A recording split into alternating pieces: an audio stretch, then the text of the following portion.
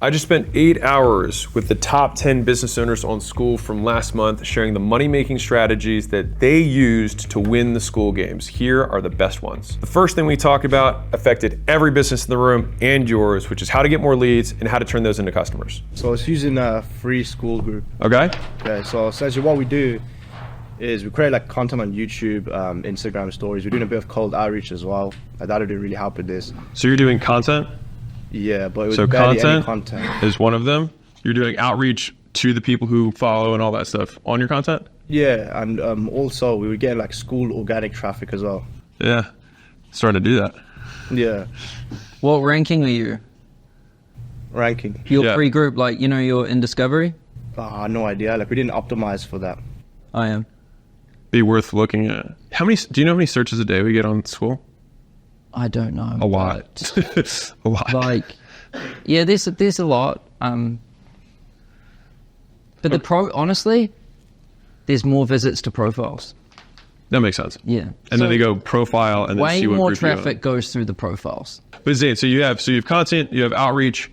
We'll get you. Don't worry about it. We have content, we have outreach. What else are you doing? Yeah, it's like the school organic, so people just click in my profile, and it also being on other people's profiles as well. You know, they just join our curiosity. Yeah. So we then get those people, they join the free School group as well, so we promote on like whatever platforms. So how do they, so in each of these, so you make content and do you have it in like the description and do you integrate into the content? Like, hey. Yeah, so I just like leave the link in the description. Also, I'd put in my Instagram bio. So actually in YouTube videos where I just promoted my Instagram, people would join the Instagram or follow me on Instagram and they just join the community out of curiosity, even though I didn't promote it, it was just in the bio. With the outreach, we didn't promote the free group. That's only like if people weren't interested, which is like, okay, we've got this free group, you might want to join it. And then with School, people would just join naturally. Okay. So I'm going to say bio group. Links plus description. Yeah. Okay, got that. And what's in there, is that the free group or the paid group? It's all free. Okay, so this goes to the free group. Free School, got it. All right, what else? Okay, so when they join, they get the auto DM, which is the first line of our DM script. Okay, and then we also, in the classroom section, so we have like a start here post that tells them to go to the classroom. So DM as soon as they join the free School? Yeah. Okay. Yeah, it's all on the free group. Got it. Okay. And then we also have like a start here, like pinned post that tells people to watch a course, and there's a pinned course as well. So that's in the classroom section, and the course is essentially like a perfect webinar by like Russell Brunson. Mm-hmm. Like we kind of break it into a course, but it's like a perfect webinar. Yeah. And it indoctrinates them to like book a call, and then we just close them on the call. And then we also did the DMs as well. So you CTA to call, and then what do you do to maintain the value in the community? Yeah, so our community is actually like, it's extremely like inactive. So I just put a post like now and then, but like it's like the members who are inactive are the ones buying though. It's like because you have like zombies or like dead bodies there. Yeah, so like the free community has, I think it had like 400-ish members, 450-ish, and we got like 53 sales. So it was very like high converting. Yeah. Yeah, so it's pretty active. Yeah, but the community was dead. But yeah, people. So you converted 14% of people who went to your free thing. Yeah, exactly. Into your, got it. And did you convert them into just a higher ticket paid community? Is that what it was? Yeah, so it was $9.99. Yeah. Got it. That's why it's dead, by the way. Because you just took the most engaged people and moved them out. But your high ticket community is engaged. Yes, that's completely active. Yeah. If you take your most engaged people and you take them out and put them somewhere else and you're like, talk here instead, of course, it makes just total sense. No, it's like the people who are inactive were joining the high. Because they're active there. Yeah. Yeah, that's true. That's actually true. No, that's exactly why. Yeah. Yeah, and we also tested this with someone else as well. So he was going to enter the School games, but he just kind of gave up. But he was making like $500 a month, and we got him to $10,900 this month. So what the funnel was TikTok and Instagram real short form content for the School community, exact same process, and we basically 20x'd his income. So literally just drawing. I mean, I was saying this the other day because somebody asked me this question, I think on a Q&A call, but it's like, how do I convert people from free to paid? And I still think that the single simplest way to do that is just like, depending on the price point, like if it's a low ticket paid, then you just add the onboarding call to personalize their experience, which then it's like, hey, what are your goals? What are your obstacles right now? You know what? You might be a really good fit or whatever. And then you can just sell straight into it. if it's higher ticket, then you have your, your VSL or your webinar or whatever that you incorporate into their onboarding process and allow them to self-select if it's a, $5,000 or whatever, plus offer. That's probably the most, I can imagine that would be the most widely adopted method. This one? Yeah. Yeah. It's simple. It's the most easy to understand. Yeah, I mean, I almost didn't understand anything else that I heard. Yeah. But that, yeah, I've seen that be used over and over and over again, like in a lot of slightly different ways, but because a free community, if you've got content and then you're promising a free community, conversion rates are through the roof. It's the most efficient mechanism to convert them. It's a lead magnet. I mean, fundamentally, the community. Yeah. And like on the free community as well, you make like indoctrination posts. It's like, how Russell Brunson talks about like the internal beliefs, the external beliefs. You just basically shatter all their limiting beliefs. Kirby, you need to make a note to make a training on it. Yeah, I'm gonna do a simple version of this, which is just traffic, free group. Yep. Free school. It's the group funnel. Yeah. Free school. We already have that training. Yeah, but it's old and in the wrong place. And it was for high ticket. Yeah, and it's for, exactly. But that works so well. It's probably the most common pattern on school is I think someone did an analysis that almost everyone ranking in discovery and leaderboards has two groups, one free, one paid. It's like it's the funnel. Yeah, it's the tactic. Yeah. And it works, yeah. So this, like, for everybody at home, traffic, free school, DM to Webbies, plus all, basically you just drive everything there. So your pin post there, you make content, you soft toss it, be like, hey, make sure you watch this. And they're doing the pitch in the classroom, which kind of is disarming because you're like, oh, this isn't a webinar. Yeah. It's a module. And we've got some people to, rather than making like one long video, because this is what I teach the students as well, is to break it up into small videos and like distribute the webinar like that. Make it not look like it's like there's 4 videos, an introduction and then 3 core stories, and the 5th video is I've got this thing for you. And it puts everyone off guard as well, because like I don't sign up to webinars anymore because like I'm in that space. This just puts people off guard completely. Yeah.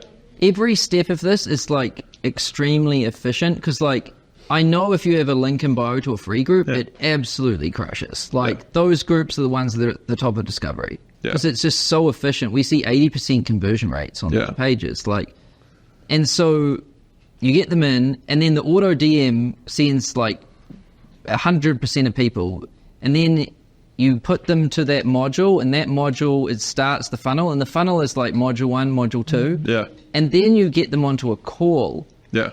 Which is probably going to be the most efficient method at converting free to paid. Yeah. And some people, they don't even book the course. So they watch the course, they don't book the call. But then when you DM them, they're like, oh yeah, I've watched the course, and then they do it. So it's like... So you DM again, so basically after they watch it, you follow up DM? No, so we just DM them anyway. But some people just still watch the course and then book, or they'll book later on, they'll just come back to it. And as long as you're making the post, then they're like, they go back to the course to get the link, and then they book it. Yeah. How much is the thing that you're selling them, the paid group? So it's $9.99 a month. Okay. Yeah. But this could work even for a cheaper thing. Yeah. Like you don't have to do high ticket. You don't even have to do a call actually. It could just be selling a $99 a month thing over DMs and maybe even a call. Because I'm just thinking for beginners, you need, because you don't have a ton of traffic and a ton of like privileges to work with essentially. You have to like get the most efficient conversion at every point. Right, because you're looking to squeeze every last drop. It's also, I mean, this is also from a technical complexity. Like this is pretty simple. Like, click to free, free to. You make the 5 modules, and then you talk to them and ask them. But yeah, this is the most effective. It works amazingly well as well because, especially with the short form content, this is something I realized recently. So the guy we was working with, he had like 900 members. He made one post, and like 800 people joined. And we were like, that's insane. And of course, we booked like hundreds of sales calls from that.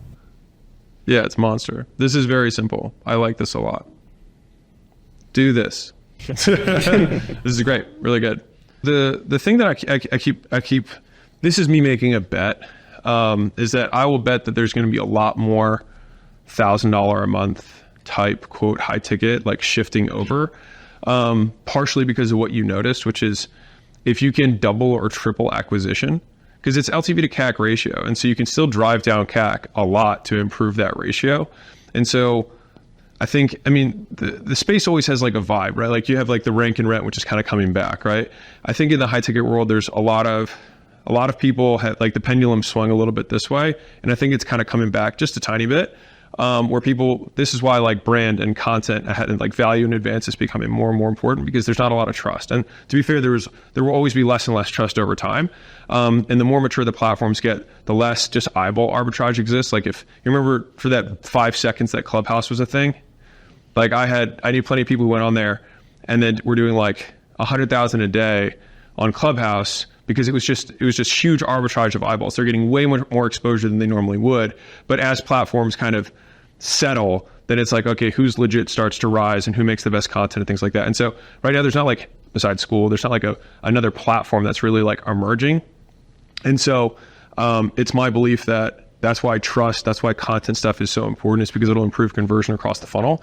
And I think that this whole $1,000 a month, like, instead of being the $3,000, $4,000 a month, I think a lot more people are willing to stomach the $999 a month, because they can see, and as soon as we roll out more stuff with like reviews and things like that, it'll just make it more and more trusted. And I was talking the other day about this, but like if I could start Gym Launch all over again, probably the biggest thing that I would have done differently is I would have probably tried to make it like 10 grand a year.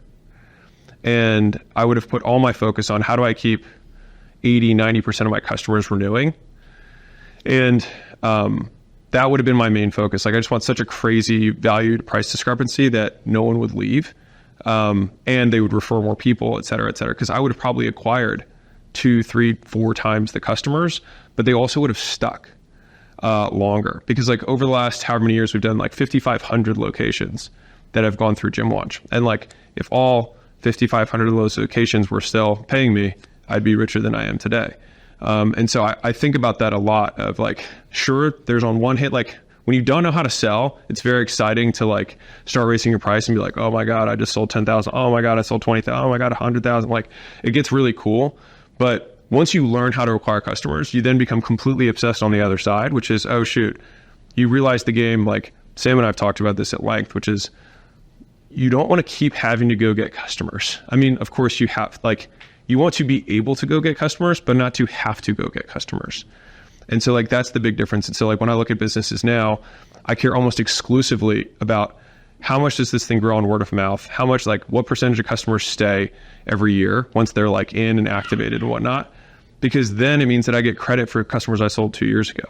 And so even if you sold 100 customers a year, if you can keep all of them, 10 years from now, you're 10 times bigger. And so the vast majority of like the internet marketing world focuses on growing by simply selling more units because they can't keep anybody. But the people who make the most money just don't lose customers. But you have to like learn how to sell in order to get there. But like, this is kind of the evolution that happens. And so pricing, my thoughts on pricing has changed from the old school Dan Kennedy model, which is like, say as high of a price as you can without cracking a smile. Like it swung back a little bit more to like, well, let's just make them smile at how blown away they are with the value that we have. And then they're more likely to tell their friends, more likely to stay longer. And then like, I wildly underestimate how much word of mouth affects these businesses. Like some of you guys have probably bought coaching courses and whatnot because a friend of yours was like, oh, I went through his YouTube training. It was actually really good. And then that guy doesn't know that you were told that. He just sees an ad and he sees a conversion. And he's like, oh, my ads are killing it. But it's not that. It's because the product's really good. And so like in the early days of Gym Launch, we got 100-to-1 return on advertising. It wasn't because my ads were exceptional. It's because everybody who was going through was just printing money. And so like that's the big shift. And those are the guys who make the most money. It's the ones who actually have a pretty good product. In the second clip, we talk about pricing. And I talk about pricing a lot because pricing has the strongest lever on profit, more than getting more customers, more than even retaining them longer. Nailing pricing will make you more money than any other skill. I have a question on the pricing because I did, what you said, charge as high of a price, and I tried to increase it, but I didn't follow the principle of only increase the price after sufficiently increasing value. So I noticed the people are much more likely to ask for a refund at the higher price. Before it was 77 a month, now it's 137. Mm-hmm. Should I suggest going down to 87, which is still bigger than the previous price? Or it's not a huge price change. Okay. Yeah, just 77 to 137 is not like a math. I mean, there's definitely going to be a jump in terms of conversion, or like rather a drop in conversions. But all you're optimizing for is conversion rate times LTV. That's the whole equation. So we talked about the 4 levers in this business, right? Like you've got traffic, you've got conversion, you've got price, and you've got churn. Like those are the 4 levers. So like to grow the business, you have to decrease churn, but increase the other 3, right? And so if you know that, let's say you've got 100 clicks to a page, let's say at 77, you convert twice as many customers. Well, it comes down to really just like what's your earning per eyeball. And in the affiliate world, it's called EPCs, which is earning per click. And so you just literally want to make the most money per click over the longest period of time. And so now if the 77 converts at twice the percentage of the 137 and they churn at half the rate, then when you do that hypothetical max calculation, you'll be like, you literally, all of this is just math. You just plot see what it looks like, see where it maxes out, see what the other one maxes out at, and you're like, okay, that's the price. So how would I do that if I'm sending people straight from YouTube to About page on school? You look at what it's at 137 or whatever, and then you knew what your metrics were at 77, right? And so you just compare here, let's do the math. So let's say you've got $77. Oops, there we go. That's a 7. All right, there. And what was churn on 77? Well, I don't have the exact number, so that's another issue, obviously. Yeah, okay. Like, let's just walk through it hypothetically. Like Give me 3 a months ballpark. average would stay people. Okay, so that would be 33% churn, right? Yeah. And so you divide that by I churn. I have bad numbers because I started it like a few months ago. Dude, you're fine. Don't worry about it. On 137, it's probably like 2 months only. Okay, cool. All right, so 137 divided by 50% churn means you just double 137, right? And so you've got, what is that? 274 is LTV here. And then here you've got, what's that, divided times 3? 251. What was that? 231. Thank you. 241? 31. 31. Okay, cool. So LTV here is bigger than here. But then the question comes into conversion, right? Which happens before this. So then you're like, all right, what percentage of clicks do I convert here? What percentage of clicks do I convert here? And so can someone do 274 divided by 231 for me? 1.186. 1.186? Yeah. Right. So if you can convert more than 20% more on this one than this one, this makes you more money. Does that make sense? Yeah. And how would I track that if I'm sending people from YouTube straight to school About page? We've got to just use some like fancy guesswork. But you should have got a feel of like when you were making a video how many or per day? putting a link, how many kind of members joined. Yeah. Okay. And do you know if there was a big drop or if it kind of stayed the same? No. I mean, there probably was a decrease, but not, more than 20% or whatever. Well, 20% might be hard to feel. Yeah. Because it'd be like one day you get 4, one day you get 3, 5. Like that might be tough to feel. But I know that metric's coming out soon anyways for us. So as soon as that conversion metric's on there. I've already looked at it, by the way. Like conversion rates across the platform. The biggest indicator is the price, obviously. Yeah, right. Yeah. I mean, some free groups convert at 80%. But the difference between, something that's like 10, 20, 30, those things can convert like 5%. But once you get a price that's like over 100, it drops significantly. Yeah. Yeah. And so here we know what each of these is worth. And so you're just thinking what percentage of people buy it? And that's the conversion. And so if 50% more people buy this, then you're like, okay, well then 50%, I'm making 50% more sales at this price versus, this is just a classic like chart of pricing versus volume. That's all it is.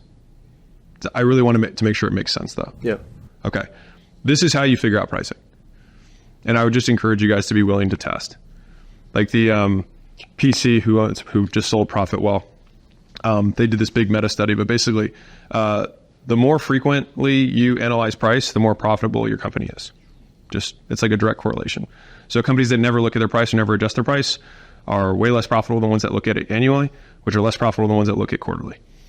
So just be willing to test price. I got some questions for you though. Like which one do you think is making you more money on your traffic? Because your traffic's probably remained somewhat a constant, right? Well, I'm not pushing as hard as during the school games, because there was selling every video and I don't want to do that for long-term brand. so it's hard to compare.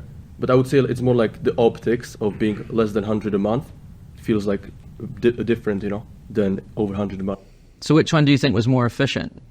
Probably 77, because it's like I feel like the product has more aligned with the value there. And your audience is younger, I'm guessing. No, they're not. 25 to 60 males. Well, I'll tell you personally, we have a portfolio company that we ran. This is like this. You guys might find this really interesting. Hey guys, if you want to be in this room, it's actually free for all these people because they won the school games. And so school is a community platform. It helps you build a group and a community that you can monetize online or that you can build for free. And so we give you the tools, we give you the training, and we give you the community so that you can actually recreate that. And as of right now, 54.1% of people who start a paid community on school make at least $1. And so I say that because the first dollar in business is the hardest one to make because there's so many skills that require to get there. And we've been obsessing about this for the last 5 years to make it as easy as humanly possible. If you want to start for free, you can go check it out. And if you want to ask me a question, I onboard all the new customers every single Monday. So sign up, start for free, and I'll see you next Monday. It's school.com/games. So we ran a high ticket upsell and we tested 50K, 35K, 25K, and 15K. Wildly different price points. I love this shit. And so what was really interesting is that the conversion rate time, basically the revenue we generated from all four of those was identical. And so on one hand, you might think, oh, well, I'd rather just have fewer customers at $50,000. But for me personally, I would rather have more people that I can, again, what's my value to price discrepancy? Provided the cost of goods is not like, I don't want to eat into, crazy margins or something, but provided the margin on all the services are still pretty good, I would rather have 4 times the customers to then sell, keep, and then also have a crazy, like in terms of word of mouth from those people saying that my thing's unbelievable. Does that make sense? Do you know what I've noticed? Like high ticket, you can change your price and conversion doesn't move much. But with the lower ticket, it really does. Yeah. Which I think it's because it's more intimate. Like when you buy something that's real high ticket, it's small and you're talking to a human and everything. But when it's lower ticket, it does seem to make a big difference. Because a high ticket, fundamentally, if you believe you're going to get this big expensive outcome, then logically 25K and 35K, like if you go and make $1 billion business, they're both worth it. Right? It just it comes down to whether you can actually afford the difference. And so I think it becomes like a structural conversion difference where what I mean by that is some people literally can't afford the difference between, 15K versus 50K. There are just some people who just literally can't afford it, even they both might want to buy it. But yeah, here you're selling you're alone. It's like you with your finger over the button. You're like, I mean, my fear is that if I decrease it to 87, I would piss off all the people that joined at 137. Yeah. So how would I test the price then? Well, the worst case is they could cancel and come back. Not the end of the world. Because just for everybody here, just from a perspective taking, if you plan on having this business for a long time, then it's not going to make any difference. You figuring out what the right price point is for your community is going to be the thing that matters most. And so you might lose a month, you're churning already at whatever, 50%, they're going to be gone in 2 months anyways. Yeah. So I'm just being really real, right? So we want to tweak this stuff to get the right It is high, by the way. Yeah. That's way above the average. What should I aim for at this price point? Below 20%. Yeah. Okay. Good is in between 5 and 10. Yeah. 20% is average. Yeah, because I actually analyzed it. Yeah. I actually put the whole platform's numbers into ProfitWell. Oh, sick. Yeah. It took ProfitWell for 7 days to process it, and it almost broke it. Because there's 50 transactions a second almost. But it's that's probably around the average. What's interesting is it's coming down every month. Because I think people are learning more about what works and what doesn't work. But the good ones are sub 10. But so if you're 50, that price is too high. I don't have data, to be honest. Yeah, okay. Yeah, this is to make analyze data. it. Yeah, you can do it if you have 4 hours and some coffee. Yeah. So go to your churned members and it'll click on their membership and it will tell you their LTV. We calculate it on a per member level. So just go and fill out your own spreadsheet. Yeah. and you'll figure it out. Like, it's the numbers are there. That's what I said. You just have to use some different abstraction methods. Yeah. And for the like general churn, should I just export like the list of all members and compare that like week to week or something? No, you want to look at your churned members. Will tell you their LTV. So you want to see all of your churned members and their LTVs, and then look at the average LTV. That's your LTV. That from there you can reverse engineer your churn. Yeah, because that's perfect. LTV would be divided by your price. That gives you your.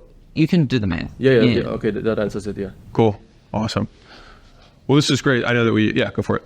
So just going back to on pricing too, and what you're saying with Gym Lodge, I do believe I could sell what I've built for 30K. Like I believe I could sell it for 30K, whatever. But I also do have a painting business now. Is my main focus, and I am also willing to sell it. Same thing for 97. So just to go. This is market what share. my advice to you would be, because I understand your business outside of this business.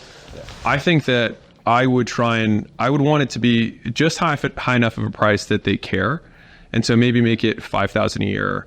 Maybe 10,000, but the whole purpose is not to make money. I mean, sure, you'll make money doing that, but the real money is that if you can get those people to then open your version of painting under your logo, and basically you can consolidate and have them use your systems and whatnot, then it's like they kind of basically become partners of yours as they open up locations underneath of your flag. And if you have the capital, then you can I'm sure the capital's not too big for starting painting stuff. It's like 27 net. Right, you can afford it. So like I would be like, I'll front the capital, you can get 20%, and I'll give you a base, and then I'll show you how to run the business or whatever, and like you're going to be a co-owner. Like I think that might be the mega play for you, and then you can still use that to have them have skin in the game. And you take that community and skim from the top. So it's like you let you don't need to bet on them. You hold tryouts. And put the pull sticks in and just see who kills each other and wins the leaderboard. And I'll bet you if your leaderboard was about who's the next one who's gonna be able to partner with you, I bet your leaderboard would go up. Ooh. Take the notes. Cool. So you got what you need to do. I have a quick question. Yeah, shoot. You had that one equation, conversion rate times LTV. Was there like an equals to it? Conversion rate. Where? Yeah, you wrote it on I think you flipped it over on the other page. Oh, traffic trump bottom? I don't believe that's what it was. But I don't know if you said that you finished the equation.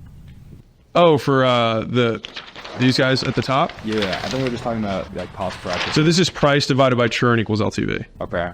That's what this is. And then traffic times conversion, this is the other two of this is then you've got price as your levers, and then you have churn. So these are the 4 levers of the business that we're talking about. So if you want to make more money in your community, you either have to drive more traffic to it, you have to convert a higher percentage of that traffic, you have to price it as high as you can, and this is all balanced with churn. Which is, okay, well, I can raise my price, but does that also increase churn, and by how much? And so that's why we're it's balanced between these two. And price also affects conversion. So there's a bidirectional relationship between churn, price, and conversion. And then this is the machine, right? This is your business machine, right? This is the machine that we have at school. This is what you drive into it, which is the traffic. So this is the effort that you guys are doing on a regular basis. This is the inputs into this is the big black box of making money. This is school. And then this is what we're driving traffic, whether that's Facebook ads or whether that's content or direct outreach or whatever it is. This then just flows into the machine. You're looking for the maximum yield. Yeah. So how much dollars per click in a way, right? And all of these variables play into that. And you're looking for the most efficient way to turn the click into some money and Couldn't you just put that in school, like this metric, and just get that number so we see it? Because you have all the stats, no? Which one? Yeah, well, I mean, I can calculate that. It's like if we had that, if you go into the dashboard, you can see the MRR. If we could see that right underneath, or maybe the churn, so we can see it in real time. Because it's easy to see increases in MRR, but this takes more effort. Yeah, it's a good point. The next kind of metric we're rolling out is the traffic and conversion stats. That helps because now you can see your conversion and your clicks, right? And I already have that data and I've already looked at it. That's why I had some insight. And then we've already got the churn data too. So I guess, yeah, that would be an interesting formula. It would be like EPC, earnings per click. I think, yeah. That could be a cool thing to see. And then, yeah, good idea. In this next clip, we talk about beating your competition by doing things differently than them, and how to identify a great market and other great opportunities, and how to approach them in a way that other people aren't seeing. If you're on school, especially in like the last couple of months, you probably noticed that there's a lot of really good value there, but it was getting stuffy. There wasn't a whole lot of like personability or fun, so to speak. So it was an obvious niche, and it kind of happened organically where the offer was solid, funnel builders, stuff like this. Different business model though. Instead of it being a high ticket all up at front and then we give you the package and then fuck off, this one was, hey, we'll work with you and you just give us a subscription. So 1,000 MRR. And so is it $999? What's the price? $999. Okay, cool. So that was the price. And so we started with what you guys were talking about, free and a high ticket. So you had 2 groups? 2 groups. Yeah. Okay, great. Yeah, this is a recurring theme. but it keeps going. And it's something else that I think. So where was traffic coming from? Just school. Okay. To this day, we've never made a single Nothing. Not even social. Instagram. My friends don't know that this is going on. No one knows. Yeah. Okay. Got it. So traffic was going to free group, right? Yeah, traffic was going to free. Okay. However, School Games front page would bring people to paid. So we had a link there that said, here's the free. Okay. Interesting. Because that's where a lot of people were coming. So it's actually kind of like this. Yeah. Anybody have a simpler one than this? Yeah, I said I was going to answer your question. What's up? Selling like 15 people, 8 bought within the first hour. Okay. And so everyone's like, who the hell is this guy? And then from that, it sort of was a nice flywheel. And the pre-sale you did inside of the free group? Yeah, actually it was friends, family members, basically anybody that had something that we could offer. Was it a Zoom like? Like just do like a Zoom? No, it was like in-person phone calls. Okay. A little like bit of everything. People in the world. Way we knew. People in the world. Just hitting the floor, hitting the pavement. Okay. So that was what got it going. Yeah. But then from that point on, what we were doing was sharing. I mean, Sam doesn't like this phrase, but we'll have to come up with a different one. A valuable post, something that had it in there. I wouldn't call what you were doing a value post. I think, this is really interesting though, because I think this industry's gotten real weird with value posts. Do you know what I mean? It's like people posting value, but no one cares. Yeah. Because it's not even value. It's just some bullshit opinion or article. And like, what Goose did differently is he made things fun and got other people to contribute on his post. So his posts blew up way more than value posts. There was like hundreds of comments, and they were really fun and like alive. And so he bought like personality, fun, and like, I would say personality and fun posts, and those were like crushing. A lot of people engaged, and then a lot of people were like, who is this guy? And they viewed his profile, then they saw his stuff, then he got on the leaderboards, and now he's got another thing feeding him.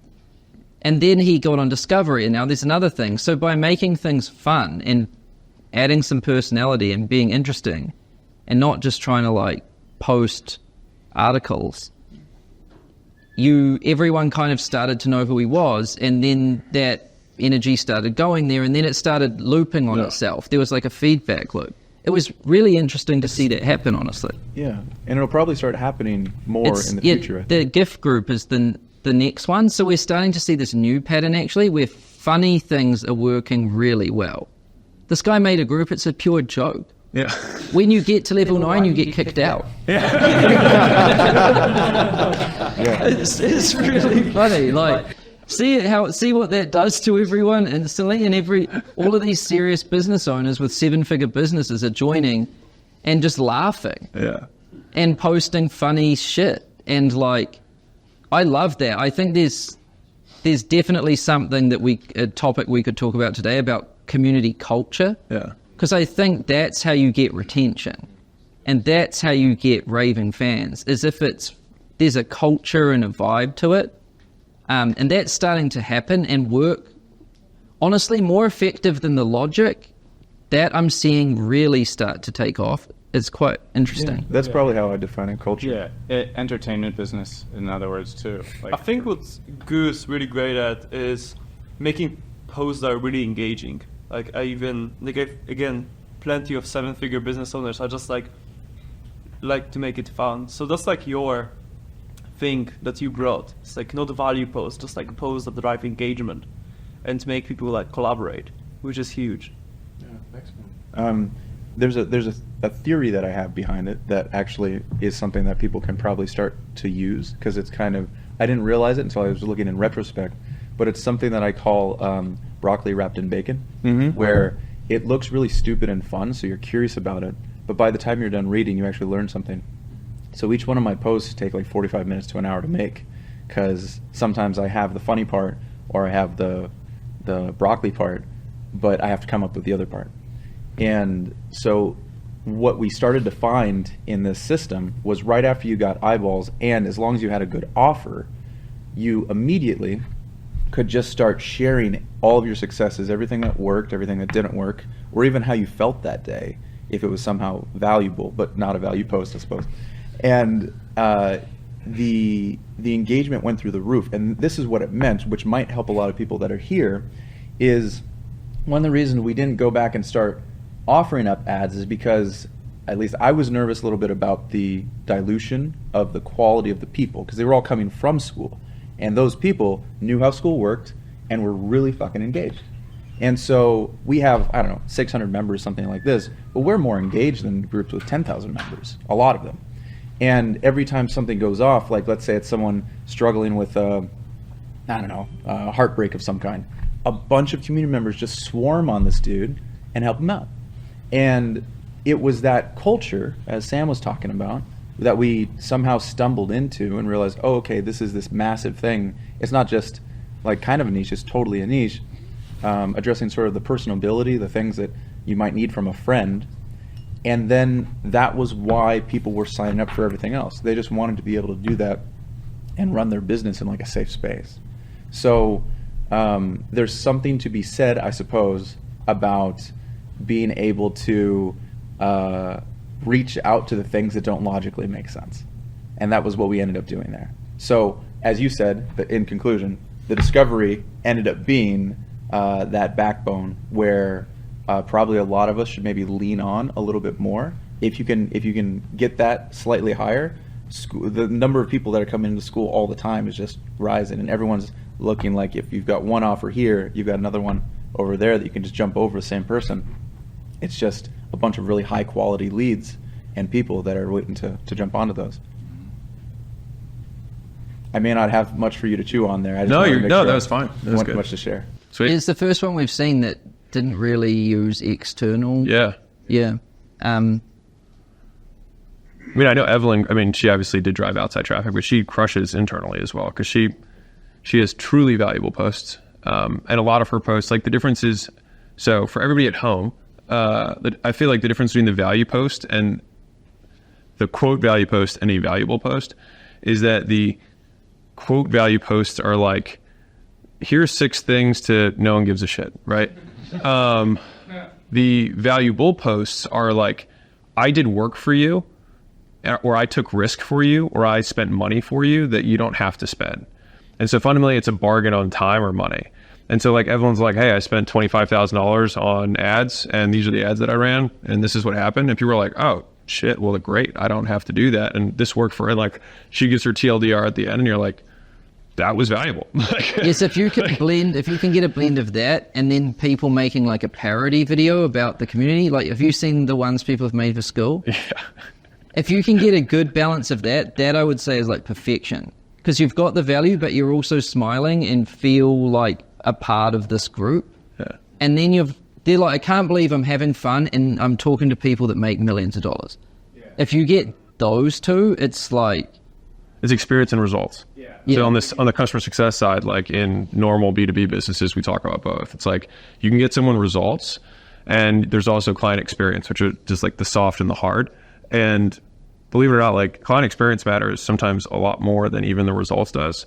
Like if you have amazing results and a terrible experience, the moment they can find somebody else who can get them the result, they will leave. But if you have an amazing experience and like mediocre results, they're like, well, I love these guys, and they'll stay. Yeah. So one of the tweaks that we ended up kind of noticing is that on school is so great because it's community. We actually don't really have the post as a thing or what we do. We really turn it back into them. So the community is the community, and we really highlight that versus being like the overlord and be like, here's what we give you guys. It's like, no, more and more in the comments, DM. Like, yeah. That was the thing that really just gets super fan. Do you guys, I'm assuming you guys engage a lot in your own community, right? And I think that's like, most people could do it, like in terms of the people at home are like, my community's dead, and it's because you're expecting like the community to do the work. And in the beginning, like you need to drum it up, like you need to engage, you need to be thoughtful about your responses to comments and things like that. There are small things, they're really nuanced. I mean, school understands it really well because it uses the platform, but like if you're making a post and you're not using a poll, you're fucking up. There's something that you can do that just adds a little bit of flavor to what you're doing. There's also, like we were talking about earlier, pinning to module. Like every little thing that school has, if you're not using it, you're kind of leaving money on the table, because there's usually a lot of thought that's gone on behind the scenes for that thing. And I'd even go as far as saying that, you know, we have this free to paid system, but probably what's going to start emerging a lot more here is what we did, where there was a lot of drop off where people wanted to hire us from the free, but they didn't have a grand ready to go, or they didn't have their offer ready to shoot. So they would fall to a low ticket, which was just like a white label GHL. But we ended up inverting it because people were like, what the hell does this software do? And you had to go and explain the whole damn thing. Instead, we just sold the mastermind later on and then gave them this as a gift, like, hey, and you also have this software. And then it just went through the roof where people just kept signing up. So inevitably we had free, low ticket, high ticket, and it's just been wonderful having that. And it's just this flywheel where people bounce around within it. And they, of course, that gift of the software that gives them the incentive to go up, because they're like, I want you to just do this for me. Now I know it's here, so. So I guess they've got the extra piece on the end of that simple funnel. They've got free, low ticket, and high ticket, which it sounds like that's what everyone eventually wants to achieve from what we've heard at all of these events. But just balancing the traffic source, the free and the paid first, is probably everyone's first step. In this fourth clip, we talk about something that I made tons of mistakes on early. Either you've got entrepreneurs who are really good at retaining customers and don't know how to get them, or they're really good at marketing and sales and don't know how to keep them. If you're one of those people who's really good at marketing and sales and doesn't know how to keep them, this is all about making sure that they stay with you. And I'll tell you now, as an investor, the number one thing that I look at in business is how many people from last year are still paying you. It gets way easier to grow when you don't lose 100% of your customers every year. That's a promise. If we want to talk about engagement, we did it. I've just spent weeks analyzing this, and what I found was honestly shocking. Like, that's a hook. Yeah. Video ends. Yeah. So what's really interesting is classroom content doesn't really matter. First of all, you do not need to make a monster course. In fact, that just overwhelms everyone, right? We have an hour. Ours is less than an hour, right? Yeah. Anime Shreds launched with no classroom, and no post more than one sentence. Some posts were just like 6 emojis, and they had thousands of comments. So it's the things that really work I've seen and that are very low effort too, is you get your community to share something about themselves, right? So because I've seen these posts that always rip really well. Like they get more comments than like a well thought out article post by the creator who pinned it. So that's like,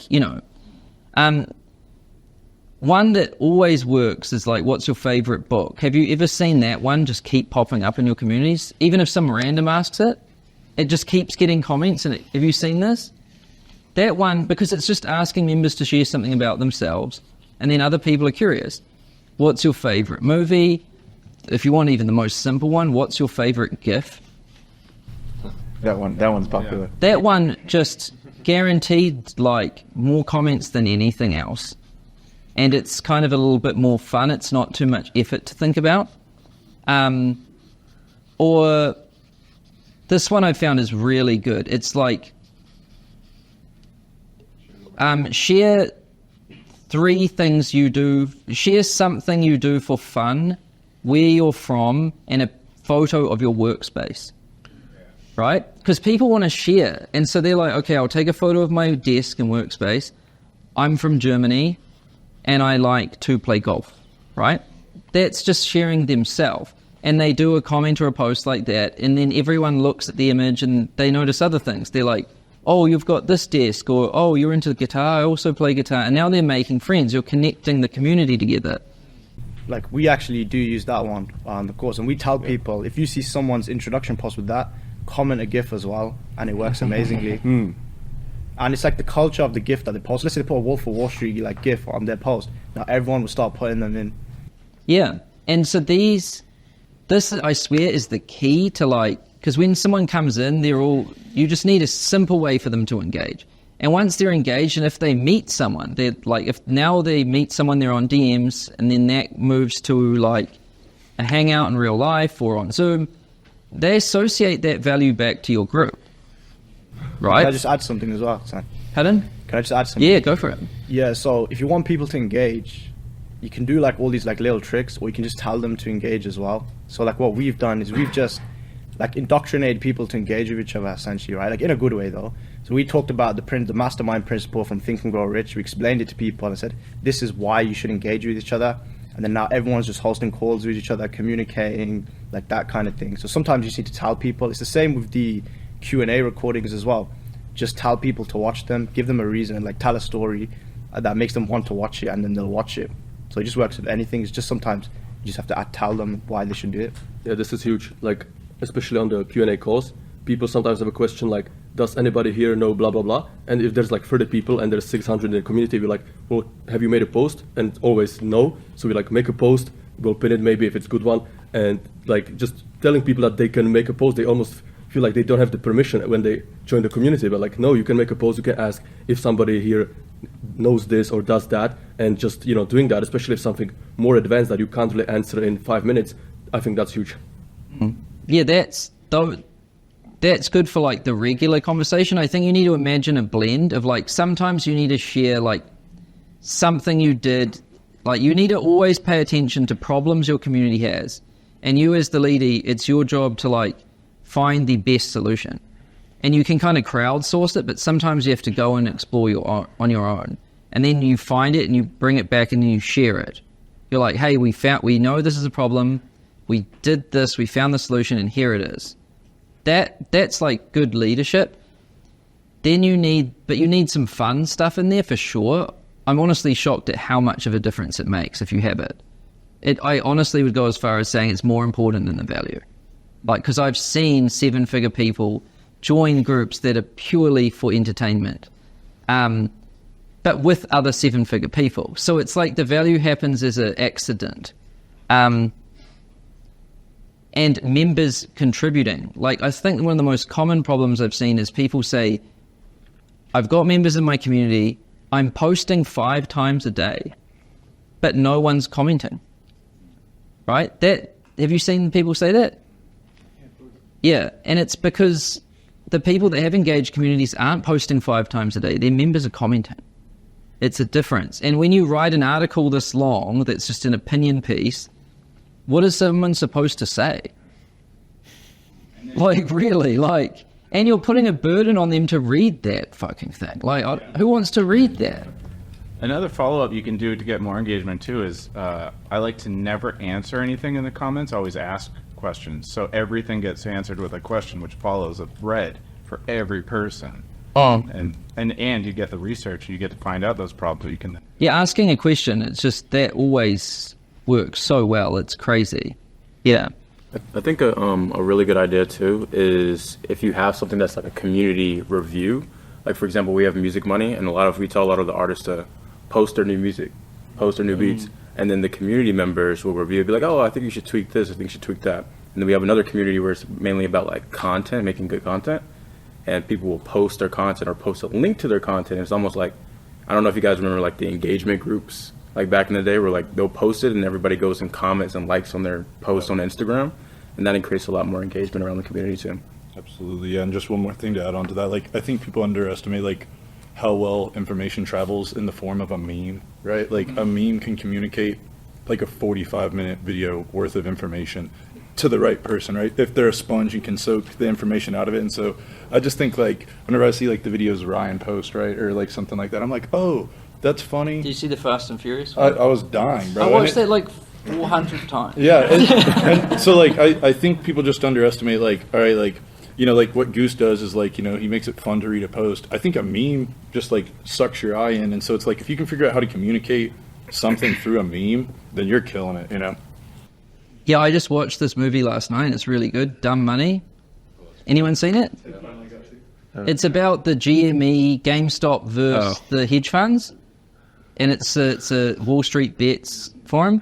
They had a very good culture. You know, they invented diamond hands, and like they were making memes of like the Wall Street Bets head spanking the hedge funds, like, you know, and everyone just felt like they were in this David versus Goliath like thing, and they were all part of something. And that's the most powerful thing you can get, is when you get that culture there. I think school community in the last month has finally found something. There's like this culture because people are contributing these parody videos that must have taken them a long time if you've seen the Harry Potter one.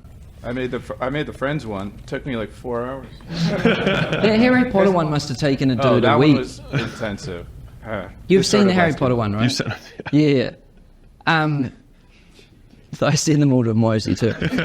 But the power, like referencing that dumb money thing, that guy just tweeted out a picture just the other day of a dude leaning up to play games, and GameStop stock shot up again from dude just tweeting a picture, right? Mm-hmm. Just to like no words attached, nothing. People are like, oh, it's back on. I need to buy into this GameStop, and so that's what the power of a meme is. Is that the kitty guy posted that? Yeah. He just You've did that. got to watch this movie. Write it down. Dumb Money. Not only is it an amazing movie just for straight entertainment, but this guy who led that GameStop thing is probably one of the best community leaders we've ever seen on the internet. Because he bought down some hedge funds. and up front, with memes, nothing but memes. And he wasn't promising the world to people either. At first, he wasn't telling people GameStop was going to go up 100x. He was saying this is going to go up 4 or 5x. And I feel like that's another thing people can do, is not overpromise whenever. And then people are like, yes, I believe it can do what you're saying it's going to do. And then everybody believes in it. And then, you know, yeah, that is perfect, exactly what happened in that movie, and that's what we're starting to see happen in school. Like, people are making these parody videos, and then people laugh, and then we started seeing people posting like, this is the most positive place I've ever seen on the internet. Like, that's pretty powerful. So people want to go where the energy's good, right? Like, if you scroll your Instagram and you feel bad, and you go to Facebook, bad, Twitter, World War something, then you go like, you know, you go to school and there's some funny videos and someone making $1 million. That is the ultimate, right? Like, people winning and people laughing. Yeah. We've seen two outstanding ways that you can drive culture, especially if you're like trying to pivot. One of them's categories. It's super passive. This like the thing that's right above your feed, where you can sort of, when someone comes in, they get a pretty good idea. This is actually Sam's idea. They get a good idea of what the place is for. So even if you don't actively use them, it's just kind of a good foundation. We've got a lot of good feedback back from that, even though I hated them at first. They're super useful in like a level 1 sort of way. And the more important one is your pinned post. Does anyone rotate their post? Actually, I learned that shit from you. Did you? Yeah. All right, that cool. was the first thing I ever saw. It's like, who's this dude, long hair? And I clicked your post, and he's like, rotate 2 pinned posts a day. I do that with myself, and I do that with Justin as well. Awesome. Rotating pinned posts, it's overpowered actually. And so how long until you saw results? Immediately. Awesome. Immediately, yeah. If Okay. you rotate pinned posts and you. My favorite thing is when you see people typing, like, Yeah. right away, everyone's like, oh, what are they typing about? Yeah. So what we did with them is exactly this. The pinned post, when you first start a community, your first thought is, oh, I need to start here so that everyone knows exactly where to go, which actually kind of fucks you after a little while, because the people that are coming back see the same shit every single time they come back. And so you kind of want to speak to them more. So you post the pin of the Start Here post in a classroom module, or whatever you need in the Start Here classroom. And then the pin posts are just the stuff that's going on day to day. You got a crazy idea, or if you can't post that day, you take one of your community members and you post them up there, and they're fucking jazzed to be pinned. Oh yeah, if you pin your members' stuff, that's key, I think. You should always aim to have at least one or two. The ultimate is all of the pin posts from other people that aren't you.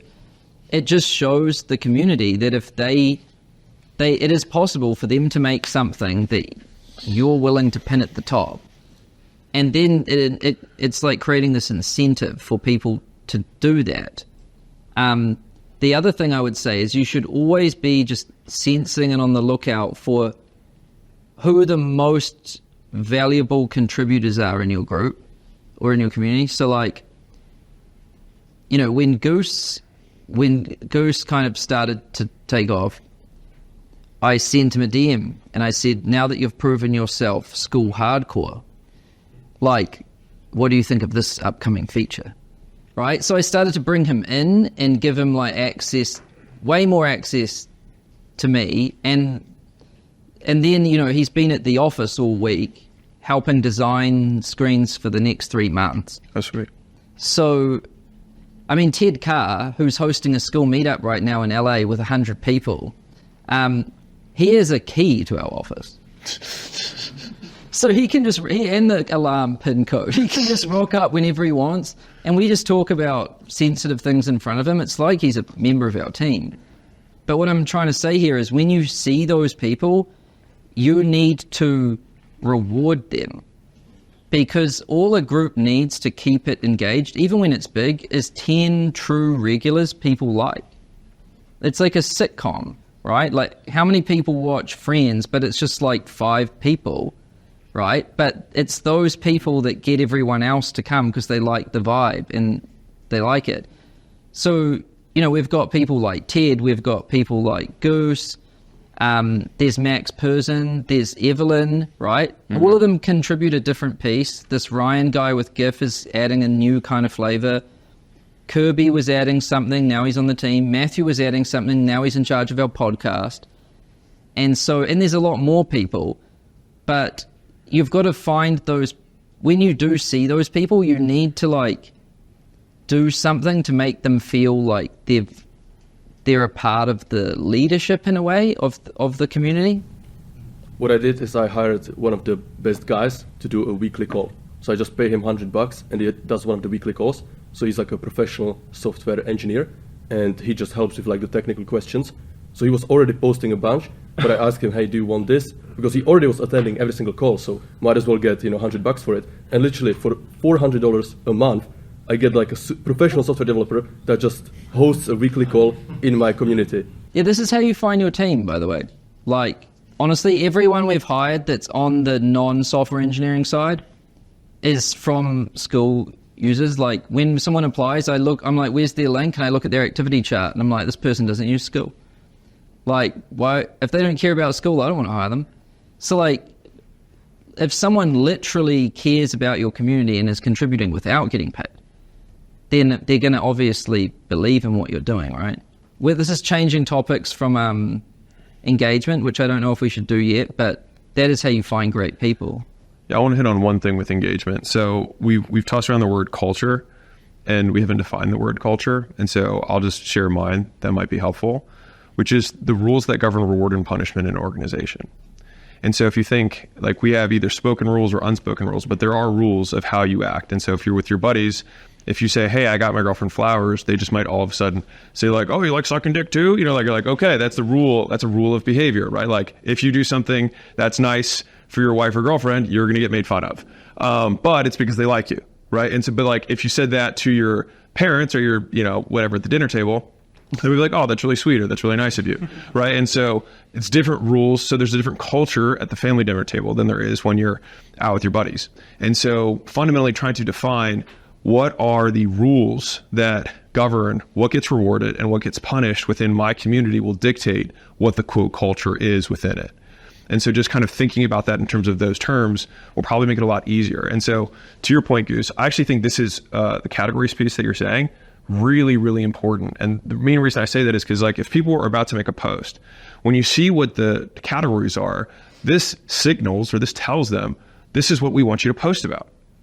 And so this is an innate rule to this community. Like we want you to post about wins. We want you to post about traffic. We want you to post about monetization. We want you to post about whatever. So it might be like, you might have like gifts. Like imagine the community, like same identical community, internet marketing, right? Just something like completely generic. And the categories in one are gifts, memes, right? Like something that makes money or like money making, wins, and just for kicks. Right. And so like that is one community. And the other one is conversion rate, value posts, question, whatever. Right. And so when you see the two of those, like you have a very different feel for those communities before you even engage. And so like right off the bat, that's the banner, literally the subcategory of all the topics that are going to get discussed. And so like if you want to shift the conversation that's going to happen within the culture of or within the community that you have, telling them what you want them to talk about with the categories feels like one of the most important things that you can do to do that. And you also, by very nature of having those topics, means these are what we reward. Yeah, and what we actually did is we like gamified the categories as well. So when it's like, I think Sam did it with like Zone.com, is he made people like ring the bell. So we got like a clip from a game, like a GTA 5, where Trevor says, "Show me the money." And every time someone gets a win, they post that. But rather than calling it a wins category, you put, haha, show me the money. Yeah. And every time they got a win, they'd post it. And it would just make it way more responsive. Everyone would comment, haha, show me the money, every time someone gets a win. And it just goes insane. Yeah, and you can have it be wins, or you can have it something be funny the way you have it. It still accomplishes the same thing, but one of them's like, I'm more inclined to post this if I don't feel like I'm flexing. You know what I mean? So yeah, I think this was like I would double star that personally. And then I think that the pinning your members feels very important. Like think about like that's like a jackpot reward. Like this is what we reward in general. And if you pin certain posts, then that's a super reward. This is like, let me put this guy on a literal pedestal and tell everyone in my community, this is what I want you to do. This is me doing a big reward for somebody who does this. And so it orients the behavior of everyone in the community. And then I'd say what I do is like pinning is probably the first, or saying this is a great post or this is amazing, right? That's key. Like, you see me do this? I do it all the time. Yeah. Tell people, then pinning them, but also sending them a DM. And then the only people I DM are the people that are like the most school hardcore, basically. And that I talk to them all the time. And then the next level of hardcore is every now and then we'll be on Zoom. And then the next level is they'll be at the office, right? It's literally what I do, not by design or deliberately. This is just how it happened. But bring those people closer and give them more. Because, by the way, they also give me the best feedback. They're helping design school, literally. And you can use them to help you shape the future of the thing you're building. And when when a new member comes in and they see that you're really tight with members like that, they're going to be like, oh shit, if I can get my way up there, like I can have that too. Do you get what I'm saying? If you do this, it'll work really well. And it's not exhausting at all. It is the least exhausting business I've ever run. Because I don't have to talk to anyone, like everyone. I'm never promising that. I only talk to the people who I want to talk to, really. Yeah. There was a point a few days ago, the school games community was really dead. No one was posting. I was like, fuck, I'm going to get fired. All I did was I added a category called banter, and I messaged Ryan, who's the gift guy, who's top of the school community, and I said, made this for you. And immediately he made a post. There was 300 comments in like 2 hours from one post. And also on the reward punishment thing, whenever Evelyn posts, every single time she posts, I'll comment, Evelyn over delivers again, just to like reinforce the good behavior. And the DMs, I probably send 10 a day. If there's ever a good comment, I DM and I'm like, this was a great comment. That was a great post. And then bad behavior, if someone posts bad stuff, don't like it, message them and say, here's our rules, here's what a bad post looks like. Reward good. Here's what a bad post looks like. Your post. See screenshot. I got a quick tactic that's been like working wonders for our culture. Sure. I have all my guys when they join put like in their bio in school. I put like a 15-minute calendar link, and then I'm like always referencing it. So I'm mentioning like, hey guys, like book the 15s. I put it on my roadmap. I have like a little roadmap, like book 3 15s with these guys, and I'm doing all the closing right now. So like I'll like go on my live calls and I'll notice that 2 guys who are across the country from each other have so much in common, and I like reach out to them like, yo, you should book a guy with. I feel like you should book a call with this guy because of Y, X, Y, Z, and then I follow up with that later, like how'd that call go? And then I get a ton of like insight on like all my members and like what they're communicating outside of me, because like there's like a little like a power dynamic where like I'm the head coach, I'm the CEO guy, right? So I don't get like a lot of like vulnerability, but I can get the insight from my community members through each other. And the concept actually came from when I was a frat president, because we would have our top 10 exec guys go on constant 15-minute lunch breaks with all the new members, and then that's how we collected mass information and connected guys like pledges together before the recruitment process, so that they would have friends before they even joined the thing. And so like the result of that is like I have like buddies like flying down to like Dallas to meet gladiators who I didn't even like they're doing it on their own now because the reward is so high. They're getting like brothers. So I'm gonna say it back to you. So the users in the community, yes. You tell them to put like a calendar link for 15 minutes. So, and then whenever you see people that you think make sense, and it becomes an innate rule of the community, which is like, hey, if you like someone, just like click their link and book a call. They might just segment out, one part of their calendar where they have, opening to just banter or whatever. Maybe they do it for their lunch breaks and they meet new people every day, whatever it is. I tell them like I do like an hour for 3 days a week. That's just open. Yeah. And it crushes. So a lot of people do use that. Almost, yeah. So I tested it with like 5 or 6 guys, and they all loved it. And so I'm making it mandatory for everybody now. Who's using the map? Are you using the map? The map? It's not a school feature. Are you using it? We have members meeting up constantly in person that they've met through Music Money and doing like studio sessions and stuff. And that's honestly like you guys said, like they equate their connection to being a part of Music Money. And so I feel like they've, I just saw the school games map pop up, but people just share their location. Who's in Atlanta? Who's in Detroit? It was interesting.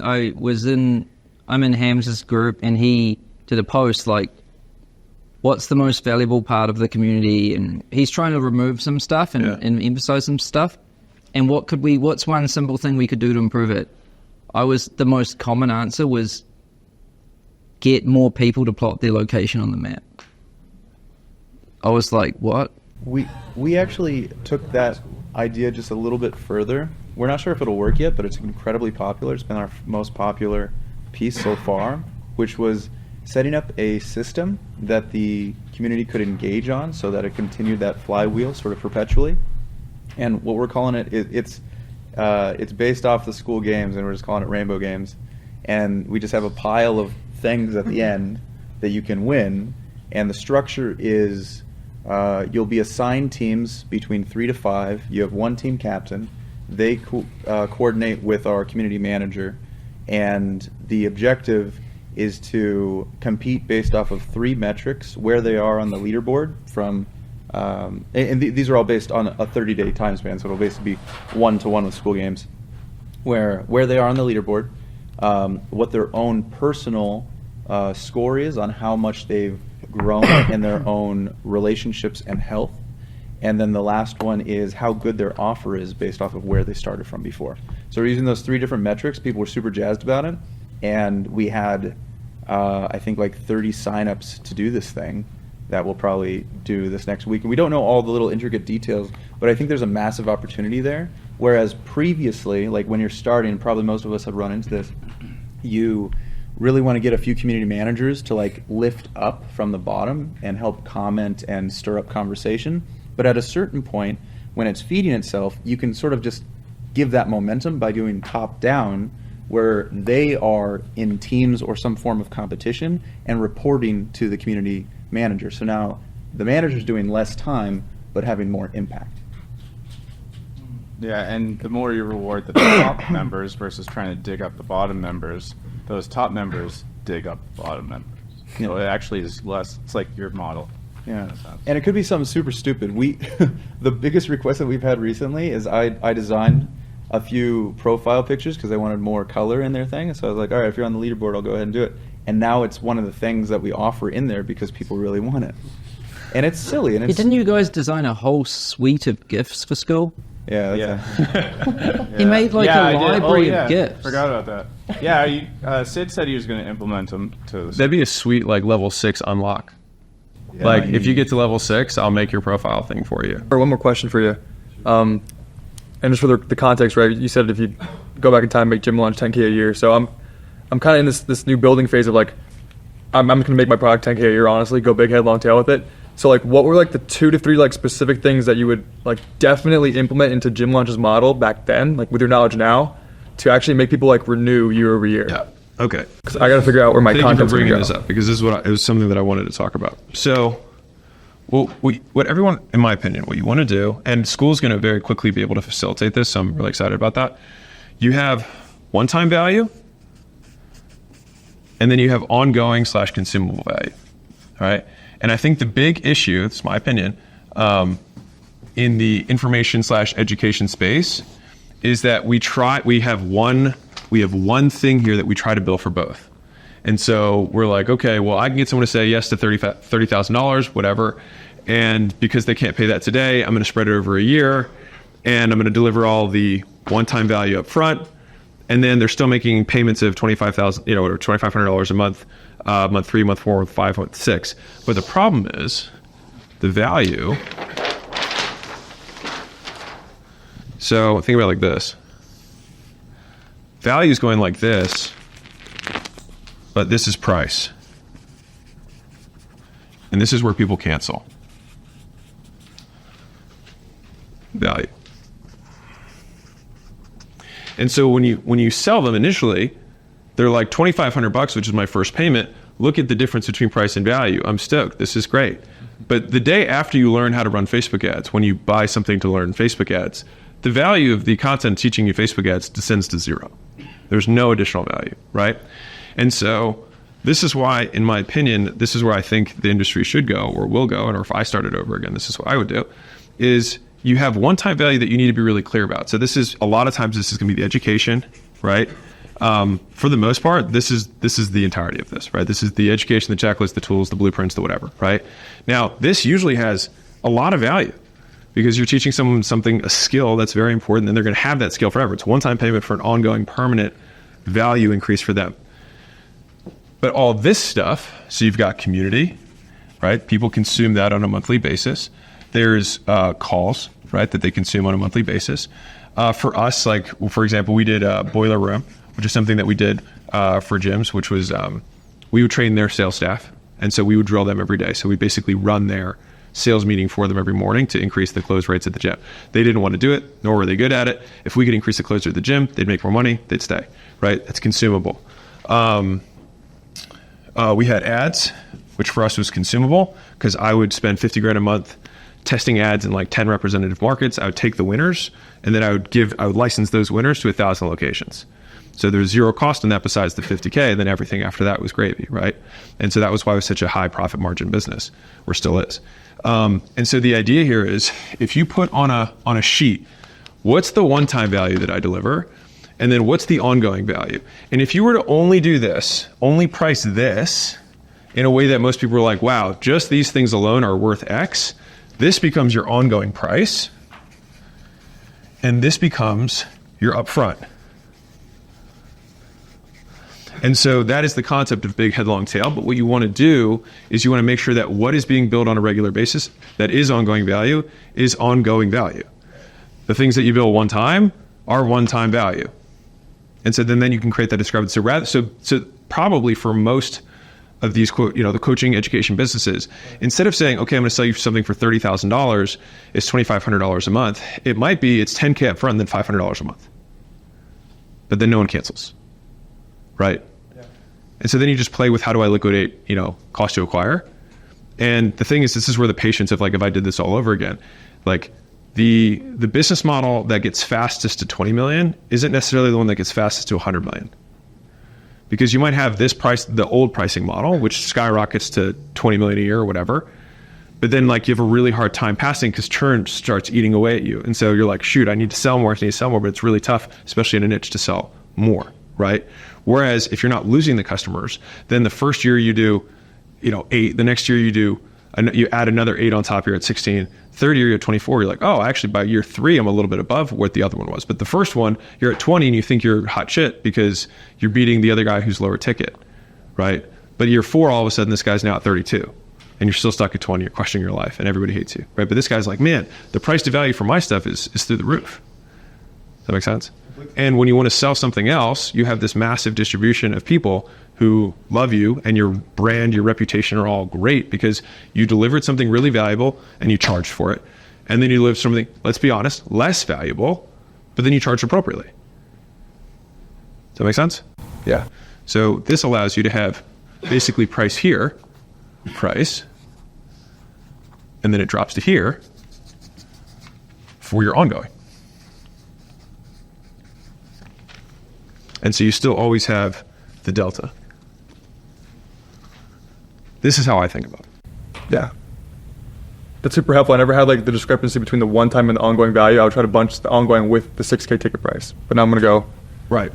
And so one thing I think is, again, a mistake that most people make, I mean, myself included, I made this mistake. I think it's how most people do this in this business is they take it and they spread the payments over a year or some arbitrary amount of time. I would rather say, like, I want to be very clear. You're paying this for this and that for that. And so if you need a payment plan, we're going to front, like, I'm not spreading over a year. Like, you need to pay this off as fast as possible because that's what you're paying for. And I'm maybe doing you a favor. Like, I'll split pay it, I'll 3-pay it or whatever. And that might mean that the ticket price, like, and here's the funny thing is that everyone here knows this who's in the high ticket world. You sell something for $30,000, you're not collecting 30. You collect however many payments your churn is times 20. It's like, okay, yeah, but we churn at 25% a month and our price point's $2,500. So really it's 10K. That's what you're actually making. So whatever you claim versus what you make are two very different things. And so if that's really what you're making, then maybe you just charge 7 and you get way more people to say yes. Because the thing is when you have a 30K price point, you still have to make the 30K sale. But you're not even collecting 30. It's like the worst of both. It's like you have a lower conversion because the price is high, but you're not even collecting on the low conversion. And so it's like sell at 7, maybe. And then let's say that churn on the 500 is, I don't know, whatever, 4%, right? And so now all of a sudden it's 25, you're getting 25 months at 500. So you get 12.5 on the back, 7 on the front. Now you're at 19.5 in LTV.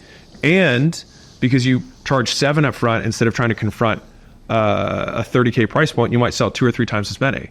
And now your EPCs go up 6x because you doubled LTV, but you might also 1.5x conversion or double conversion. So now you 4x'd EPCs in terms of your earnings per click or your conversion, what each person is worth to you. This is, in my opinion, the better way to run the business. Most people just don't do it, and maybe in 5 years they'll find this video. And is that what made Gym Launch sellable? No, what made Gym Launch sellable was that I did nothing in it and it was very consistent. And we had multiple forms of acquisition. And so I had to basically paint the picture, which was that, did you know that 30% of gyms go out of business every year? And I mean, they're like, oh, I didn't know that. And I was like, right. So no matter what, structurally, 1/3 of gyms go out of business because it's a tough business in general. And so the good news of that also is that every year, another 30% enter the market. And so we can stay at this place and we can sell all the new gyms that come in. And that means that this business will just, continue to maintain. And then the opportunity for growth is going to come from, some of the other things that I had already planted seeds for that were going to be down the line to increase LTV. Great. I just want to say that's beautiful. And that's exactly what I needed. So thank you. I'm ready to go home and work. So yeah. See you guys. For real. Yeah, that was clutch. Thank you. Because with the coaching business, you answered my question that I've been asking for 6 months. What is the end goal? To me? Yeah. You've been asking me for 6 months? No, not you.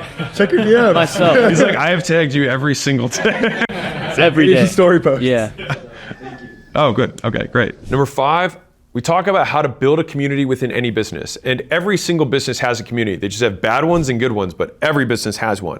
And so if you're doing it the bad way, there's non-existent. The second worst way is when it's just dependent on you having a relationship with every single customer. The ideal way is that every one of these customers has a relationship with one another, so that if your break with them breaks, they still stick because they've got 5 other connections to other people in the community. And that strengthens the bond. That's what creates a network within a community. And then it will always be bigger than you because one person can only have so many relationships. And that's what allows your business to grow bigger than you. This is just how I would explain it. It's like each one of these people on the right, this is the traditional way that most people are doing it. which is that they try and become more and more interesting themselves. The guru model. That's literally guru model. Yeah, Here, I'll just write it. Guru model doesn't work well for community, by the way. If you just post, it doesn't work. And if everyone wants to talk to you, you're going to be exhausted. Yeah. Yeah. And so I think about this. So like this is what it looks like visually. And with your eyes, you can almost immediately see the difference. But the point that I would highlight is look how many tie-ins these people have to the community versus those people. Those people only have one tie. And so likely, like if this breaks, right? This breaks, this guy leaves, right? He gets out. But if all of a sudden this breaks, right? He stops talking to that guy. He's not going anywhere, right? Or this breaks, like nothing happens. And so I think a lot of the things that we're talking about here are trying to get to this, which is like we're talking about the maps, we're talking about the 15-minute thing, we're talking about encouraging the engagement between them. Like the whole point of all this stuff is to facilitate that. Like, why do we want them to share things about themselves, or take a picture of their car, take a picture of their workspace, or show themselves on the map? It's because then they can start orienting themselves with one another. Like that's how they connect with each other, because they can find similar things. And so it's like, how can we create a space that rewards them sharing things that they can find similarities? Because fundamentally they have a shared interest. But until they know the rules of engagement, they're just going to be like, okay, well, I don't want to get punished for doing something. And so by having the categories, by pinning exactly what you want people to do, by DMing those people afterwards, like those are all things that then encourage more and more of this, which then creates this. And then this, I'm actually really pumped that this is the direction that the conversation went in, because in a past, probably 1 or 2 ago, we went really deep on retention, right? And so there's lots of like what I would consider like the hard science stuff of retaining the community. And I'm glad that Goose, you're here for like to basically have the other side of the conversation of retention in the community, which is the whole experience, right? And what are the rules of how this community works, and what do we reward and what do we punish? And I think, like, I'll bet that the people who are watching this, and probably you guys too, you might be able to cut your churn even more by doing this stuff. Somebody had a hand. Yeah, shoot. Yeah, I have 2 kind of questions. Because I resonate with this a lot. How do you go from guru, like once you already are operating on the right side, how then would you go to the left? You don't decrease you increase them. That's good. Yeah. Okay, that answers that. The second one is, for real, it did. Okay, how do you sell? Because I think a lot of the conversation is pre-framing. So I used to work for a lady, she had 4,500 members, and then what she would tell them is if you cancel, you can never come back for a year, right? Which was awesome, because people would never leave, like it decreased churn. And then the second thing was they would have requirements, like for them to do. Like, what are your thoughts on that? I've seen the you can't come back thing have zero effect in some businesses, because they're like, yeah, I'd never want to come back anyways. I don't really care. And so like, it's kind of one of those chicken egg things where like, if you have a valuable community, then people fear losing it. And so then they don't want to cancel. But at the same time, if you have a valuable community, then you've already won. And so it doesn't matter. Okay. Well, just one more point on that question. Would you sell an outcome different than you would sell a community? Because I wish I could just sell a community. Yeah. Right. People have a hard time ascribing value to community. I mean, like in the gym world, we used to say, sell the bikini. They come for the bikini, they stay for the community. And like the way that you have the offer in terms of the outcome that they're going to have is going to be the thing that's going to bring them in. Right. But then all of this is the stuff that's going to get them to stay. And so I would say there's different objectives. Like to get someone to convert, you talk about the outcome. To get them to stay, they're going to, like, you want to reward as many times as you can with that community. And basically, it's too arduous for one business owner to reward every single person as many times as they possibly can to get someone to stick. And it's so much easier to create the system that allows the culture, that allows people to reward each other at a way higher frequency than you ever could as a guru. Cool. And I really want to what's the word? Emphasize like the leverage here on this left side. Like if you have a lot of client knowledge, you can connect guys, and it will exponentially increase your leverage on how valuable your community is. Like, for example, like Justin right here. Like you should network. I think you should network with other Justin over there, and maybe Pablo, because you guys both have like this commercial construction experience, right? Like I don't know anything about commercial construction, because I know like one detail about that, you guys can get like a quick 15, and then you'll like associate that connection with like the value of my community and that connection, and build go like that. So like I can like almost like increase my leverage into like that construction space, for example, even though I don't know much about it, but it'll add so much value to the community as a whole, and it make you guys level up too. So it's like a win-win. Yeah, this is huge. I actually sold a few people that way. Somebody asked me like if I have something on sales AI agents, and I didn't. So I searched up school, and it loaded up a few members that specialized in this. So I was like, if you join today, I'll connect you to XYZ who is doing exactly this, and they join for that, and then I connect them. You heard about. It's great. It's resourceful. No, it's good. It's good.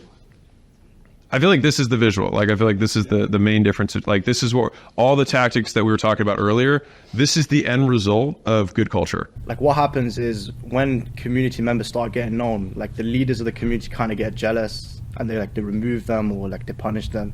So you need to work on your internal side as well and be comfortable with people leading your community as well for you. Does that make sense? Like we have champions inside of the school game. I mean, like all the names that Sam referenced earlier. Like, you bring the people closer to you who you want to encourage, and create distance for the ones who you don't want. Yeah, I literally never even think about that. Like, we're building you guys up. Literally. Like, we're trying to give you guys the fame. And then the more we do that, the better the community is. So like, I know what you're saying though. I had this realization all of a sudden, but yeah, if you have that mindset, you'll never have a good community, because the moment there's someone that has anything good to say, you're gonna like kick them out. Yeah, exactly. I'm not saying I have it, I'm saying don't have it. Like, I'm saying it might happen. It's kind of natural with humans, you know what I mean? Kind of get jealous of each other. You've got to be mindful of things that might be not what they don't align with your vision for the community. Like, this thing is just way too complicated, and I think this is a dumb idea. Even if people like it, I'm not a fan of this. It's not for a personal reason. It doesn't align with the vision of the thing. So you can't let it just go out of control. You have to shape it a little bit. But that comes in who you reward and who you pull closer, and yeah. I mean, when we talked about this before even thinking, like when we were coming up with the idea of the school games overall, was we wanted to have as many like school games like it's the games, like we want school games champions. Like that was the whole point, was to elevate it, because we already have the clout. You know what I mean? It's like our whole goal was to like get as many other people. So we have lots, because think about it this way, is like you want to have as many different walks of life and like avatars within the community that represent success. Like obviously within, the wider the box, the more varied the community, the champions can be. But like I would love to, like, this isn't planned. This just happens organically. But it's like, I'm glad that Evelyn is a girl who's, really, really awesome inside of the community. And there's also black guys and white guys and older guys and young, like we had the grandmother who hit, $1 million. Like, it shows that like anybody can do it. Obviously, we're super, super broad in terms of what we're looking at, but even within the subsegment of whatever niche you're going after, you're going to have different psychographics, different demographics that can be represented, and that only increases the amount of people. Like this guy, or this, let's call this a lady, right? These might be lady people, right? And then this might be a dude, right? And these might be dude people. But if this person can't find connection, then there's no ties, and then she leaves, right? So having different people that represent even kind of slightly different flavors, like chocolate and caramel, chocolate and coffee. Like it's like you have chocolate as your community, but it's like different sub flavors of chocolate. Yeah, we can definitely see those circles in school community, like the ads people. Yeah. The like the creators people. And there's the creators guys, all the like the YouTubers. Yeah, right. Yeah. Then there's definitely the girls, and there's definitely, I call them the Chads. Like we joke around about that, like, oh, that's the Chad network. And then there's the boomers, like, for sure. And by the way, that's a massive population, bigger than any other generation. The largest business that we have in the portfolio crushes with boomers. It's the largest they have all the spending in the power. world. Was that? It's the largest generation in the world with the most money. both and spending power. Like you have both. Like sell to them. And yeah, you can start to see these different things. It makes the culture more interesting. Then I'd say the goose and GIF people, like, honestly, for a period we were seeing posts like, how to goose, instructions, and like, did you guys see all of these goose posts? It was like, goose was taking over at one point. And then when Ryan came in with GIF, I'm not shitting you, the amount of our GIF usage across our platform spiked so much that Giphy called us and said we needed to discuss a paid enterprise plan. And now we have to pay them $1,000 a month. Because we're using 500 terabytes a month. It's a testament to culture. Yeah, and it's like, but then everyone saw that and they were like, oh, I can use GIFs in my community. I can use polls. I can be more like Goose. And they're learning these different elements that they can play with in their community. Yeah. The other one I'd say is calls. Calls is getting some, the moment you take someone from just an avatar and some text to being on Zoom, it's like now you've got a voice. Now you can see a face. Now there's some expressions and there's more depth. So if you're not doing calls, I'm sure everyone here is doing calls, but I bet you there's people at home that are thinking they need to make a lot of classroom content. No, I swear all you need to do is have 3 posts that like introduce yourself and share a photo of your workspace. What's your favorite book? What's your favorite movie? What's your favorite GIF? That's 4 posts that are easy. And then 1 call on the calendar that could be just called coffee hour. And there's no agenda, you just hang out on Zoom while you have your morning coffee. Maybe once a week, 3 times a week, whatever. Done. Then let it happen first, right? And then you can figure out, okay, I'm going to make this little module because this is what... Then you can start serving your community, but it has to be there before you know what they want, right? And then you start serving and you keep adding things and curating, and then it's more valuable, so now maybe you charge. And now maybe you increase the price over time. And do you see what I'm saying? Like, that's all you need to start. We're actually going to hide the classroom tab when you create a new community. Well, we looked at retention. Yeah. Making a course has no correlation to retaining as a customer. In fact, it's one of the reasons why people churn. Right. Because they say, I don't have a camera. Right. I don't have a lighting setup. And I will come back when I've made my content. Yeah, no shit. So it is, and it has no correlation with retention. So we're like, okay, let's just hide that tab and let's just encourage people to make a calendar and do 3 simple posts and then bring people in. Now the engagement's happening.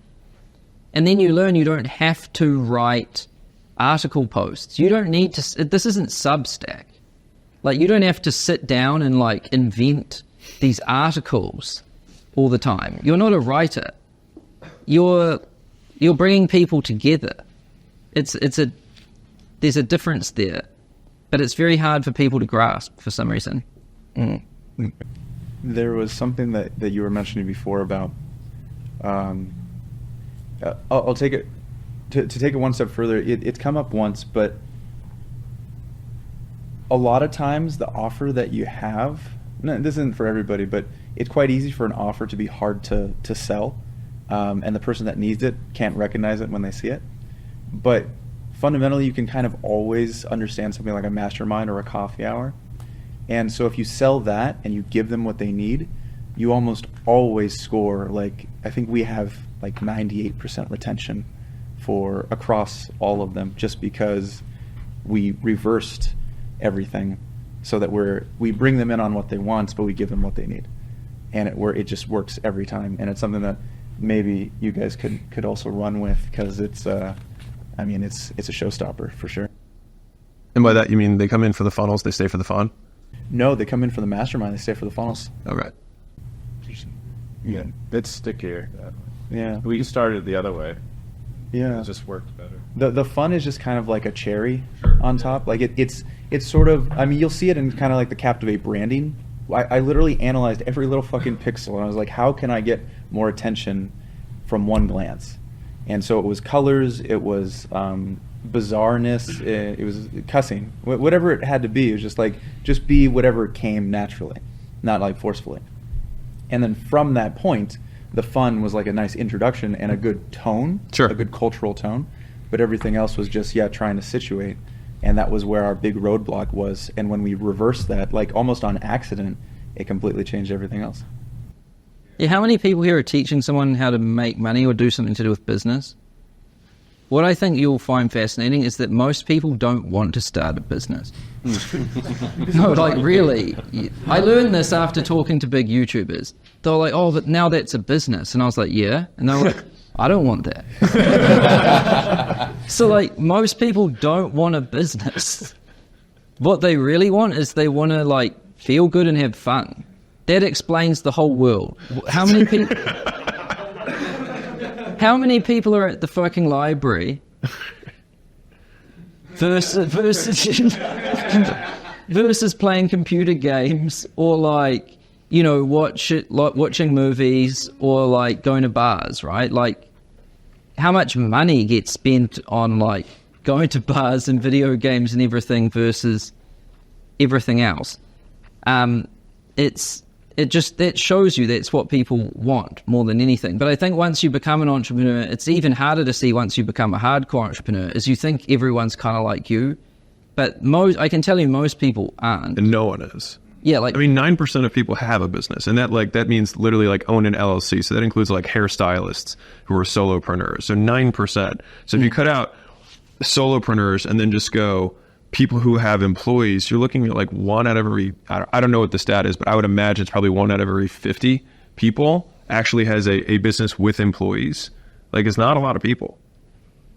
This is why I think the fun element is really important, because I've seen a lot of people say this. They were like, I never wanted to start a business or be an entrepreneur until I knew it could be fun, right? Like I think that's how you make the market bigger, for sure. Like, if you want to get more people to buy your thing and all of that, I think a lot of it comes from not just more training or more like explaining or more like logical concepts and frameworks. I think it's trying to make it more fun and interesting to people. Does that make sense? Yeah. That's why I was excited about these recent breakthroughs that we've had, because it directly translates to the actual thing you want, which is retention, sales, word of mouth, by the way, like all of the things that we dream of, but it comes from tapping into this slightly different thing. I love that we hit Classroom. We haven't done it yet. I think it's a great idea. This next clip is about strategy, which is my fancy word for prioritization. Fundamentally, we all have a certain amount of time, money, effort, people that we can allocate across a million different things. And so the idea is the people who move the fastest in business make the best bets because they choose to allocate those resources to the things that get them the best returns. And this is how to pick which ones you should. So we were selling before we built the program. Okay. So as I'm actually using time to create the content and get the program out, there's less time to get more people in, so the revenue goes down as we're building. So how would you fix that? Aren't you guys partners? You're not solo, are you? You split the responsibilities, maybe? One on growth, one on building? That's a great way. Yeah, okay, thank you. Nailed it. And also, you're going to work a lot.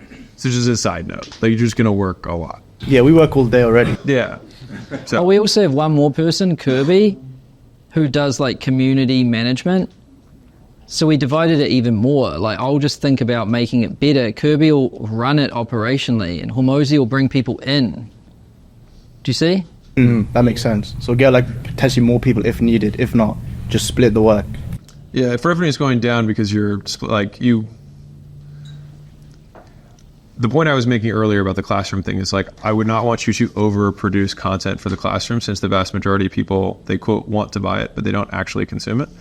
And they consume the community far more than they consume the content. And so I would like try and make it as pared down as you possibly can to increase the likelihood that they do consume it and get value. Because if they see a ton of videos, they just say like, nah, But if you say like, guys, the whole thing you can cover in less than 2 hours, then the likelihood that they're going to watch it goes way up. Does that make sense? So I would just don't kill yourself on it. Try and think, what are the actual fewest things they need in order to be successful? Just make that so that you can still focus on basically keeping the business going. Yeah. Perfect. Thank you. How to revive a dead community, right? So one of our partners, they got in school very early on, and it just grew very massively before we had built out our infrastructure. They have 14,000 members. Just dead. Community's just dead. I think a lot of people in the school community haven't even been in there probably in weeks, months. I think at one time there was a lot of like bots and stuff, and we hadn't gotten that system in place, and that kind of probably like wasn't good. And then, so yeah, how to revive that community so it can be more of a nurture to the paid. So this is your free community into Music Money. No, this is, so yeah, we work with we have a bunch of different communities. Okay. This is one of our free communities. It's called Kingdom Minds. Okay. Yeah. They have like 14,000 members, and their paid community is doing well because we do webinars. Okay. And we just sell that, but the free community itself is just... Yeah, like 95% of people are like at level 1, essentially. Like, you know, they may do an introduction and then that's all they ever do. Yeah. So like, just, well, is there anything you guys have in mind, like, to bring that back to life, if that makes sense? Did you do the same thing that Zane did, where like the people went into the free thing, you sold all the engaged people? No, and I think that's definitely part of it, but even the most engaged people in the free group of that one are the people from the paid group. They stayed over there and still were engaged, but it's like, we can't elicit more engagement out of people. They're like, oh, I want to join, you know, join, make a profile, and then they're like, you know, we don't know how to make it like a part of their everyday.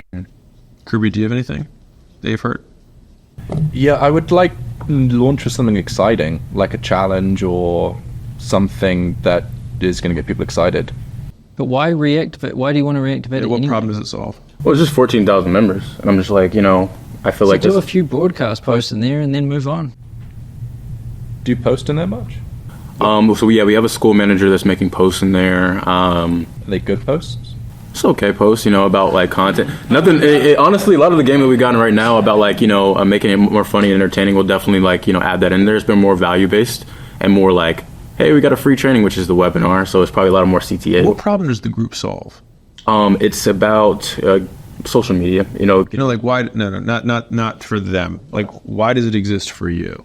As an upsell, as a funnel to go to the paid community and to. So it's the lead magnet. It's the lead magnet. Well, really, the webinar is. So here's the thing. So the webinar is the lead magnet, but we have a webhook that takes people to the free community. So people were just getting into the free community after the webinar. So we don't even have their data on like phone numbers and stuff. So all we have is their emails from school. Let me ask this: if you just didn't have the free community, would everything still work fine? Yeah. So maybe you just have a paid community and you just run ads to your webinar, sell people into the paid community, and then that's. I think the only reason we'd want to get it better is just for discover, you know, beyond the discovery. Yeah, one point we were top 20. The community was top 20 because it was growing so fast, and then now it's like, I don't even know. It's like up there. So it's just kind of like we have a bunch of members in there. Like, I mean, we could deactivate it, but do you have any super users? No. Yeah, they've already upgraded to paid members, essentially. They're still over on the free community, but yeah. It's just, you know, our only point of really getting it back alive would be to get on the discovery, I think, you know, overall. Like, raising engagement to get on discovery page would be the ultimate goal. I want to add something when it comes to the posts. So you have a community manager, right? Mm-hmm. Do they have their own accounts, or do they use your accounts? They use the person's account. The owner's account. Okay. Yeah, because if somebody else makes a post, but they're a community manager, nobody will pay attention because people join because of you or the artist, right? So, yeah. Great point, though. I think if you were going to try and engage it, I think basically doing something exciting that is valuable for those people will get them to be excited. And then I would I'd balance that with Sam's question, which is like, why do you even bother? Yeah. If you do re-engage it, one thing that we did that was quite successful when we were doing the Rainbow Games thing was one requirement was you had to tag people that were less active than you that you'd like to compete with. And it was actually surprisingly successful. Yeah, that's interesting. Sweet. Anything else come up? Questions? Top of mind? Otherwise, I'm going to grab out of this bag of There was some that were interesting because all the ones left we've pretty much covered at previous ones, right? Yeah. They're like standard topics, but there was some that were kind of unique this time around, like And I think this kind of relates somewhat to what you just said, which is, what is the next lever to pull? Mm-hmm. It's like, because, you know, there's a million things you could do, like reactivate this dead community, but I swear your time would be better spent doing something else. Yeah. Like, how do you find that next lever to pull? Yeah. So this is like, so that question fundamentally for everyone here, like if you could walk away with that being correct, would be, in my opinion, the most valuable thing that you can do to walk away from here. Because you're going to have 2 pages, 3 pages of notes from today. And what's going to happen is you're going to get on a plane and you're going to have a fresh piece of paper and you're going to go through your notes. And then you're going to write like a list of like 3 things that you're actually going to do. And then that's actually what you're going to end up doing from today. That will be the output of this day. And so I just want to make sure that, and then of those 3 things, one of them will have by far a disproportionate impact on how much money you make. And so most small businesses or even mid-sized businesses don't grow as fast as they could because they spend their time doing the wrong things. What's deceptive about it is you can make an argument that reactivating this group can make the business more money. There's a lot of things that can make the business more money. The question is just which of these things will make it the most money. And so by doing that, we have to reverse back into, we had those 4 levers that I had earlier. We've got traffic, we've got conversion, we've got price, and then we've got churn. So those are the big 4 things. And so if we want to grow the business, those levers have to change or the business will not grow. And so for many of you, it might just be you need more traffic. Like the business model is fine, the economics are fine, and you need more traffic. And so basically, at least my thought process that I have with this is I try and scale as much as I possibly can until something breaks. And then when it breaks, we fix that thing and then go back to scaling the shit out of it again. I mean, fundamentally, that's what we do. And I mean, I teach this for businesses, but I'll walk you through it.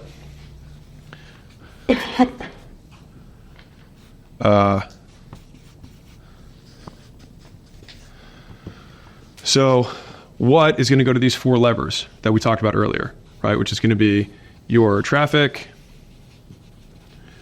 your 2 F's there, whatever, conversion, which is you tweaking your about page, making a VSL that's better, adding carousel images, tweaking the bullets that you have on your landing page. You've got the price, which you can test, and then you've got churn, right? Which has a big list of things that you can do. So these are the 4 levers. The things that you're doing have to ladder up to one of these 4. If it doesn't ladder up to one of these 4 things, why are you doing it? All right, so like if we were to translate your objective with the free group, you would have to say, okay, I think that us reactivating the free group will increase traffic. That's fundamentally what you're doing. You want this traffic source to make you more money from towards your ticket or high ticket thing. And you say, okay, how much work will it take me to reactivate this group? Okay, is there anything else that could get me more traffic than reactivating the group of the things that I have available? So right now, could me just spending more money on ads or making better ads make us more than me spending the time to reactivate the group? If so, forget reactivating the group, make better ads or spend more money on ads. Does that make sense? Yeah. So once you figure out, and when we're picking which of these 3 things or 4 things that you're doing, the thought process is which of these is the biggest constraint in the business. And so if conversion rate, let's say for example, on the landing page is super low, then it might mean like, hey, before getting more traffic, I think I can double my conversion on this page because I haven't really spent any time on it at all. Okay, well then it makes sense to spend a day or 2. Like, can I really clean this up and make it as crisp as humanly possible with the language that I use? Can I grab screenshots that are more meaningful, that like you probably had more testimonials, things like that you haven't updated? Like, can I put that on there? Can I make an actual 3-minute VSL that is more compelling than the one that I just like tossed up there? Okay, that's probably a day of work. Well, it's probably high leverage because I can double the growth of the business by just improving this conversion metric. Pricing, like, well, if everybody just pays you more, we already went through that example over here. This could obviously make you more money. And then you have your big list of things that you're doing for churn. And so, cool. Which of these is the biggest thing that's constraining the business? You pick the one that you're working on. And then, for me, I tend to think through this. More, better, new. And I tend to do it in this order most of the time. So, like, I will just ask one of our portfolio CEOs, like, why can we not just do more of what we're currently doing? Like, whatever we're doing, why can't we just do more? So you'd have to make an argument to me that we should reactivate this group rather than just spending more money on ads. You have to make an argument that it's easier and it will make us more money than spending more money on ads. And if you came back with the argument, I'd be like, well, then forget about it. If we can't do any more for whatever reason, we have some limitation, like we can't post more than twice a day on Instagram. Like we just can't. or we can. It just like we've seen that when we post 3 times, it doesn't yield the same performance. So 2 is kind of the sweet spot. Fine. All right. Then what can we do to make it better? Right. Okay. Because if we can make those 2 posts just higher quality overall, can we like really think through the hooks? Can we make sure that they're tight, that they appeal ideally to the audience that we're looking for? If we do better, then the quality of the traffic will go up, the more views will go up. Does that make sense? Now, if we can't do any better, then we need to try something new. And you notice that most of the times you can do more of what you're doing, you can do what you're doing better, which is why I so rarely do new things. Once you have something that works, that's the hard part. Once it works, it's like, how do we scale the living crap out of it? And the reason that most entrepreneurs, in my opinion, especially small ones, get stuck is that they find something that works and then they stop doing it. And then they get distracted by 6 other new things, and they get completely spread thin. And like what's ironic is that the small business owner is the one who has the least amount of leverage, and you have basically your contribution, your time contribution to the income of the business is more direct than anybody else's, especially at this level. And so like you like saying, okay, I'm going to take 1/3 of my time, that might just be like decreasing your business by 1/3. And so you have to have a very strong argument for why that's going to make sense. And then for who, once you have a team, then that becomes the next thing. It's like, okay, we know we want to increase traffic. The way that we're going to do that is like, we can't do more posts on Instagram, so we're going to make them better. And this is the process that we're going to focus on getting better, which means that once a week, I'm going to take 3 hours and I'm going to script out. I'm going to look at other people's content that have really good hooks. I'm going to write down all the hooks. And then I'm going to make content that I think is going to appeal to my demographic in a better way. Cool. Now, who's going to be, if it's you, then you're the who in a lot of these. If the business gets bigger, then it's like, okay, Jeremy, you're running this. And then we just measure to make sure Jeremy does the job. That makes sense in terms of thinking through this. And so we just want to make sure that what you are doing is going to map to what's going to drive growth within the business. And I swear to God, so many times people are just doing shit that does not map to this. Okay, Red's over. One quick question on that. The first 4, is there like a certain priority that you would recommend for like, I'm a solo operator, I'm doing like 50 a month, B2C offer. Is there like one of those big 4 that you would recommend prioritizing first? Start here, because this is how you have lifeblood in the business. So you have to promote, you have to acquire customers. Once this is relatively consistent, even at a low level, this is me, how I think through this now, not when I was younger. Normally I would just be like, just do as much of this as you can, forget everything else. Now it's do enough of this so that we can keep working on how do we find the things that people actually want versus what we think they want. And then are there things that we can remove? Like, how can we delete things? How can we make this simpler? How can we make it more elegant? How can we shorten the models that we have? I mean, we're hiding Classroom for new people. Like, think about this. Like, we removed 3 calls a week. Like, we're trying to take things away, not because we don't want to add value. It's easy for us to add the value. But we want them to consume it. And so consumption should be the highest priority for everybody here in terms of making, like, how do they get value? They have to consume value, right? So consumption should be the highest priority. And so we start here until you have enough flow going through the system that we can see what they really want. And a lot of times these simple things, like the last mastermind, I think we went through a ton of depth of all the things that you can do to reduce churn, right? It's like, so you experiment with that, and this might be months while you're doing this. I mean, for context, school didn't hit like let's go hyperscale until like recently. And this was years, right? Of getting the product right. Like, obviously, like there's people coming in every day, and there was enough promotion that we could test and keep learning. But it wasn't like, we don't want the world to find out about it yet because we want to get all these pieces right. Once these pieces are right enough, then you go back here and you scale the living hell out of it. Boom. Yeah. It's great. So right now, the question for you is, if you have really low churn, I don't know if you do, but from what you were saying, it sounds like you have low churn, then yeah, do pure more. Traffic, yeah. Do more, do better of what you're currently doing. So are you running ads? Yeah. So you spend more. Spend more and make them better. Top 20% of my best customers targeted towards them. Now that I have that insight, and then just keep making that better, and then just more. More better. And then just spend $400,000 a month on ads. Yeah, sure. I mean, it's like an inside joke in my business. Like, he's just going to say more better. It's like, yep, that's what we're going to do this quarter, just like we did last quarter, just like we did the quarter before. We're going to do more, we're going to do better, and if we do both those things, we'll probably make more money. And then if there's something that prevents us from doing more or better, then we fix that, and then we go back to more better. Does anyone have questions about what they need to do for this? Like you're like, okay, should I be spending more money? Well, if your LTV is good in terms of, and your CAC is low, then yeah, I just keep spending. I guess for like low ticket communities, recently you had a video where you went like 7 things, like handwritten letters, onboarding, exit interviews. Yeah. For communities on school, like which one of these would you go after the first? Kirby, I feel like you have even more insight. Well, with you, the price sounds like the thing that's moving it. Say again? The price. Okay.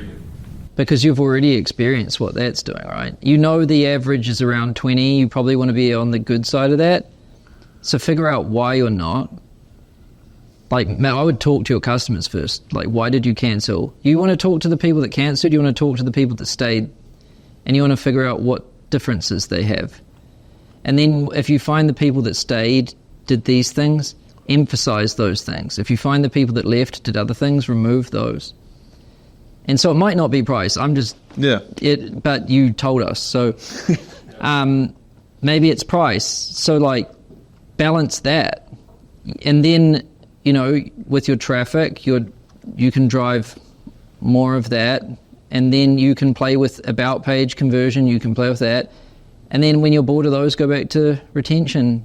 Yeah. Churn. I know I can drive like easily way more traffic. It's just that I have a leaky bucket. Yeah. So I want to fix it. So I'm like wondering if I should add the onboarding or, events. Onboarding, I think for sure is a good idea. And how would you execute that for low ticket? You do a group onboarding and everybody who signs up gets one group onboarding that you attend. You do it once a week. I think people throw a lot of shit in their community and then they just keep adding. And then they think they need to keep adding to make it better. But it's not true. Like, overwhelm is the main cause of churn. Think about the experience. So how many things in the classroom would you say is like the sweet spot? Because like right now I have like 8 maybe.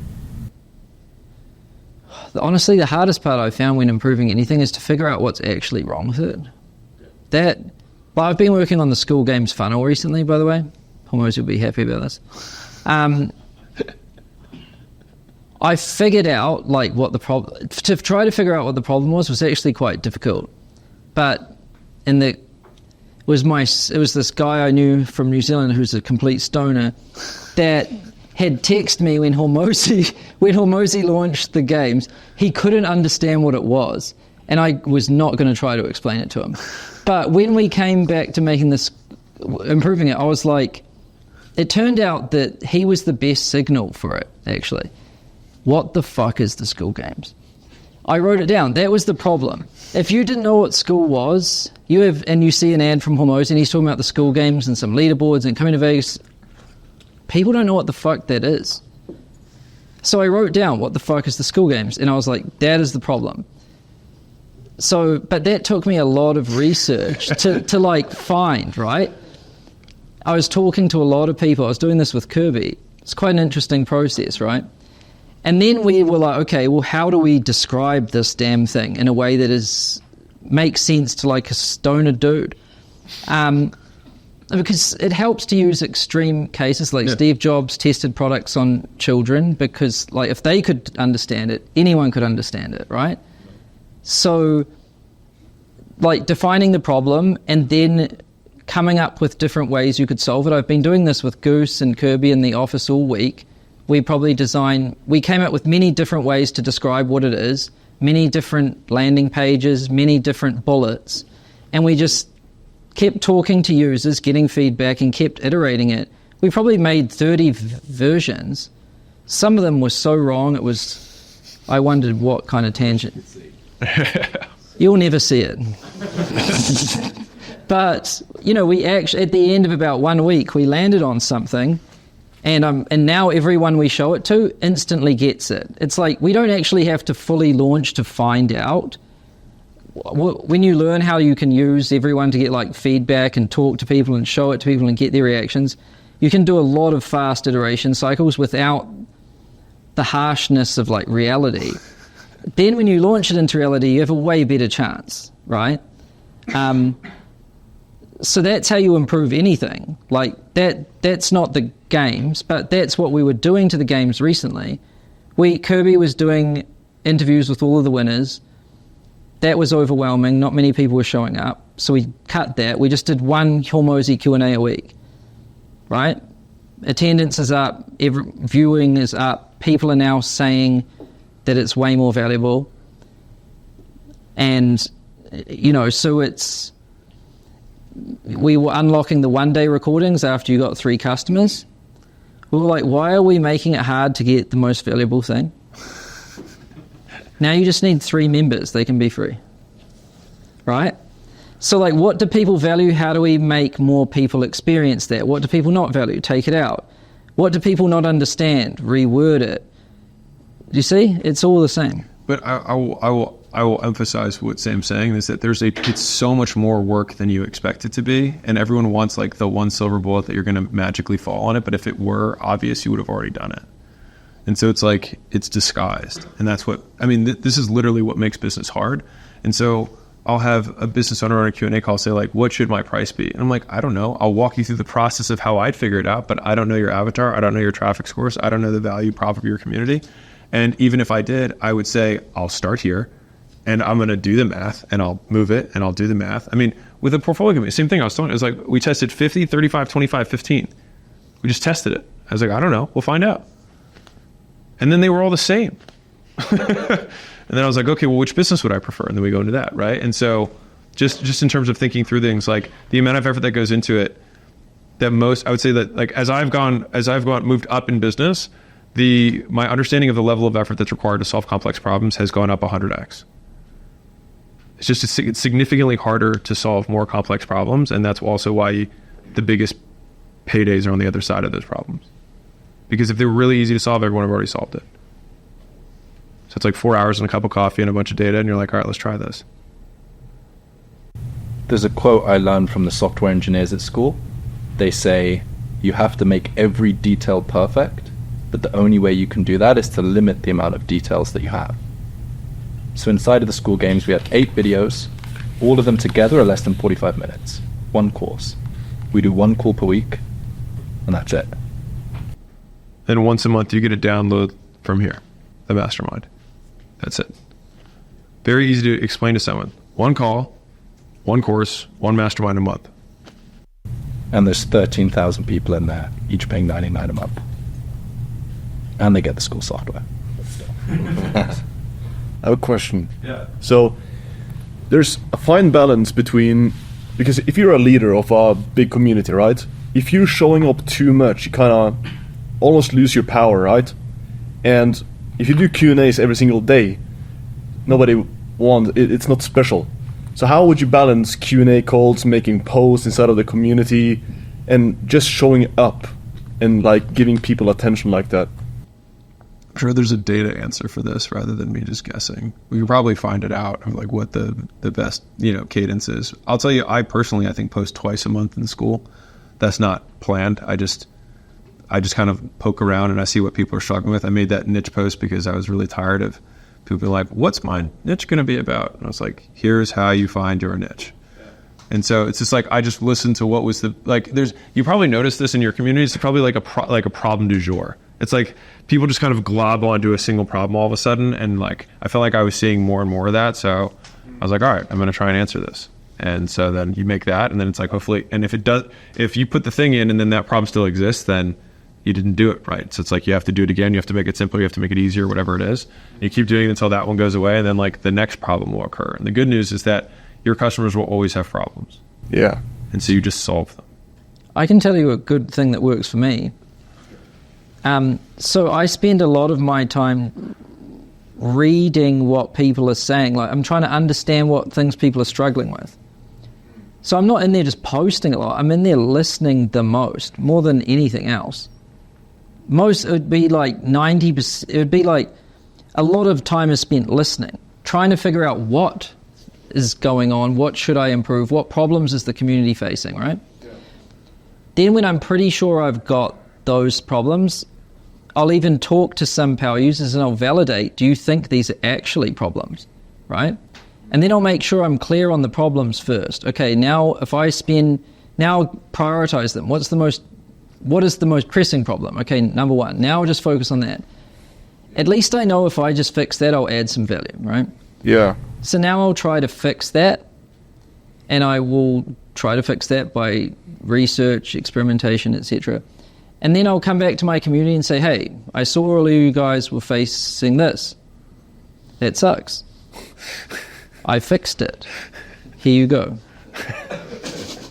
And that's how that's how you add value.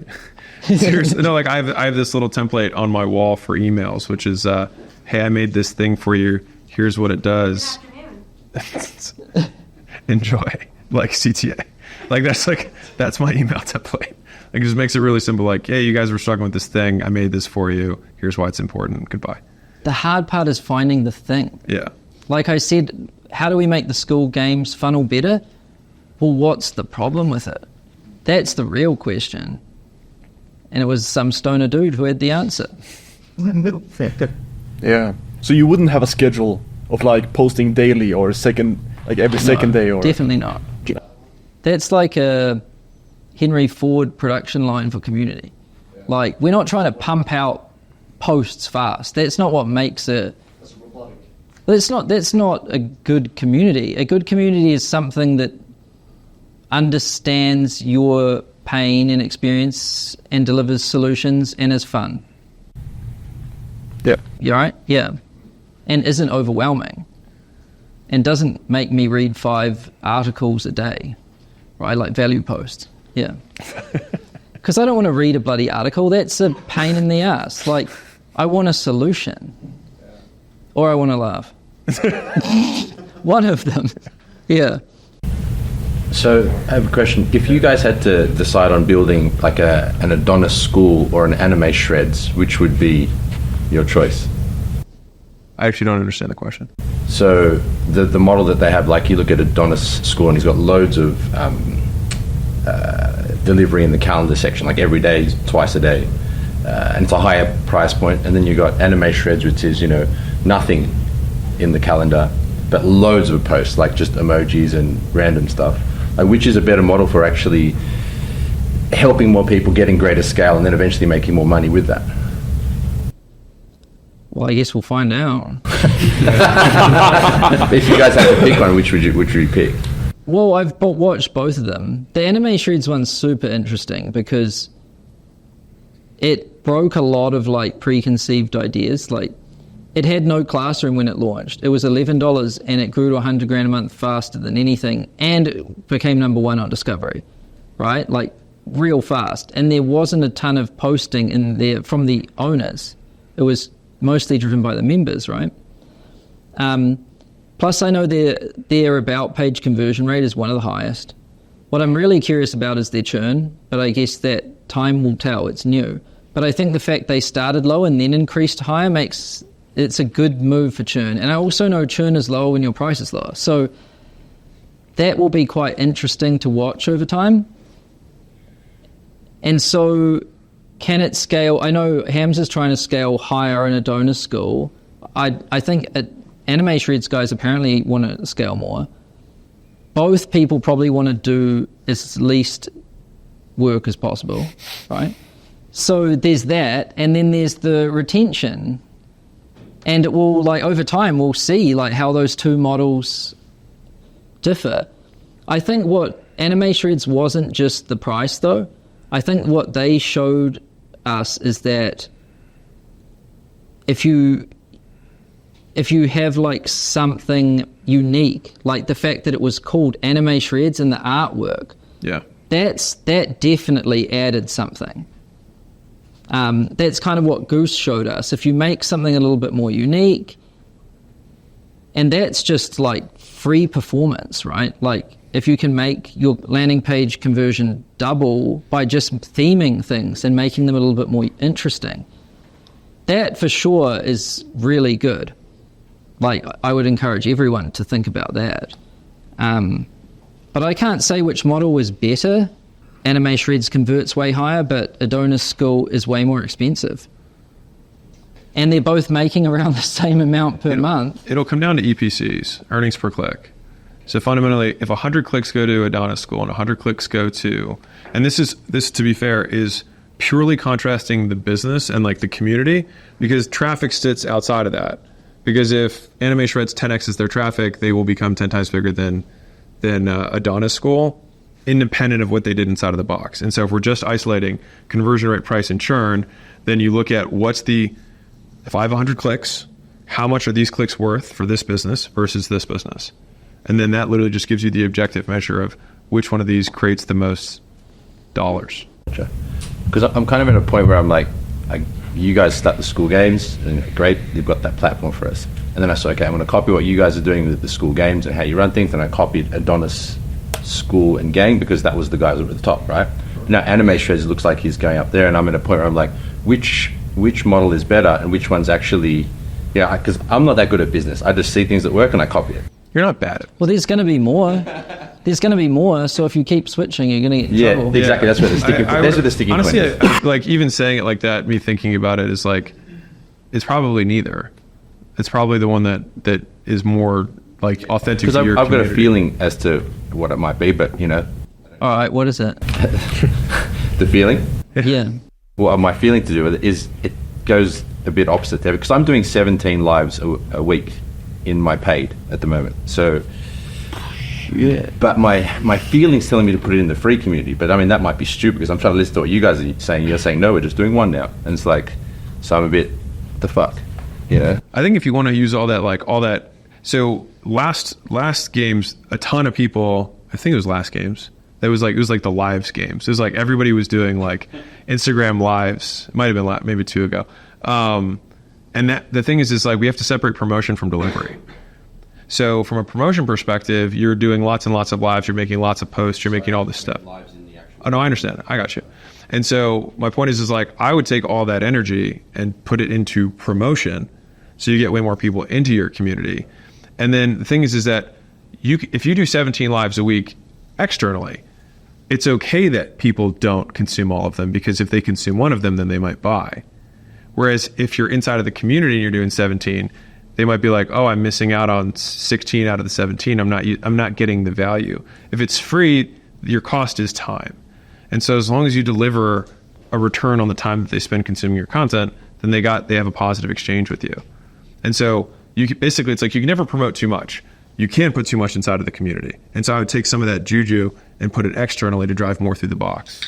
I think Hamza actually did like the opposite. Like when he increased the daily coffee to like nearly every day, his churn like reduced massively. So I have no idea. He's messaging me like every day and trying to figure out like all kinds of things around churn at the moment. My answer to him, he kept coming up with ideas. My answer to him was talk to your customers. I recently was pretty public about this, is that like I widened my content for I think either 3 or 6 months. I like started sprinkling in some other pieces. I talked about how I eat and like Layla, how Layla and I run, being married and things like that. And the problem is that you do get positive reinforcement from it. And so it's like he made some stuff on relationships and then people were like, oh, this is awesome. But the thing is like the wrong people were saying it was awesome. And so what was happening is my audience was growing, but it was growing with the wrong people. And so I had this moment where like sometimes you have these like, I had a friend of mine come into, acquaintance, I'd say, flew in and was like, and he probably does $10 million a year. And he was like, yeah, I don't listen to too much of your stuff anymore. And he's like, yeah, I was hardcore for like 6 years. And then I just kind of, I guess it didn't really apply to me anymore. He's like, I guess I'm not really like your avatar. And I was like, you're 100% fucking avatar. Like you are exactly who I'm going after. And then I was like, oh, I'm a moron. And I just, basically it's like you get, it's a balance. Like you want to listen to customers, but you also want to make sure you're listening to the right customers. And so I reoriented all my content, which maybe some of you guys have seen. And it's been 100% back to business has been the theme that we have internally, my guys now, is that if it's not business, we don't make it. Just very straightforward. Like it can be business adjacent. So like if I talk about, prioritizing like tasks in my day, that can have some element of productivity into it. But it's like all my examples are going to be business related. And so, but by doing that, when I looked objectively across metrics for site conversion, opt-in, book sales, applications to the portfolio, all of those metrics went up, even though the average view per video went down. And so it's like, I'm not in this to get famous. I'm in this to make money. I have a quick question. I wonder if anybody has, this might be for everybody, but like, has anybody done anything to when they do have a churned customer to get them back into being a customer? Or send a funny GIF. We just send a funny GIF? In a DM. Ask Creditpreneur, have you seen him? Yeah. Mm-hmm. Ask him for his message. He's apparently got some message. He DMs people with a funny GIF. and it gets people to reactivate. He says it's like something like leaving so soon is kind of like the vibe is kind of. Yeah, but you want to get the funny gift. Of course. Okay. Yeah. And it's just within school. Yeah. Okay, so no email, SMS, or anything like that. Our sales team has that for ghosted leads. They have a Kevin Hart meme that's like I think that might be it. Yeah, I think that's what he's using. Yeah. And it gets higher response rates than any message. This next clip is about growing the business even beyond you, meaning who are you going to bring on your team to help you get to where you're trying to go? And if the people that you're bringing on keep being dumb and making stupid mistakes, it's not their fault, it's yours. And the good news is it's a skill that you can fix. And in this part, I'll break down how I get the best talent, how we recruit them, how I hire them, and how we train them so they can win. Hiring related stuff. Hiring? Yeah. Okay. Delegating low leverage stuff. Just delegating low leverage tasks so I can focus on be specific. Well, for me, I know that if I spend 100% of my time on just YouTube making YouTube videos, I can get to like 100K or even 150K a month. But right now it's like 15 to 20% of my time. So just everything else. Well, what is that? Well, building the modules, delivering the product, calls, appearing on calls. Just like everything about community. Because you kind of need to do all of those things. Yeah. Yeah. But like there is a lot of stuff like, maybe emails, like sorting, priorities, like calendar.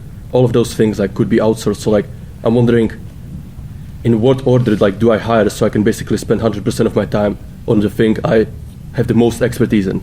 Well, building out the modules is mostly a one-time thing. And then once that's done, that'll be off your plate. The emails are 100% outsourceable. There are plenty of copywriters who can write emails for you. And I'd recommend taking somebody who's in the community who knows your voice and can give you like a good V1 draft, and then you just tweak it and send it. The calls, you want to basically just show up. Like more or less that's kind of how we run this. Like I show up, we do the Q&A, and then I move on with my life. And I treat it just like it's a meeting, and I do it on my meetings day because I do meetings on Mondays. And so we do it on that day because it's the least disruption for how I work. And so if you have, I'm going to have a really big piece about this coming out soon, but basically the difference between maker and manager time. So if you have deep work, that's what I consider maker time. And a lot of people in any organization, you got copywriters, video editors, coders, like they have to just like get really deep into a project, and you want to minimize time on meetings as much as possible so that they can work. Basically, when they're on a meeting, they're not working.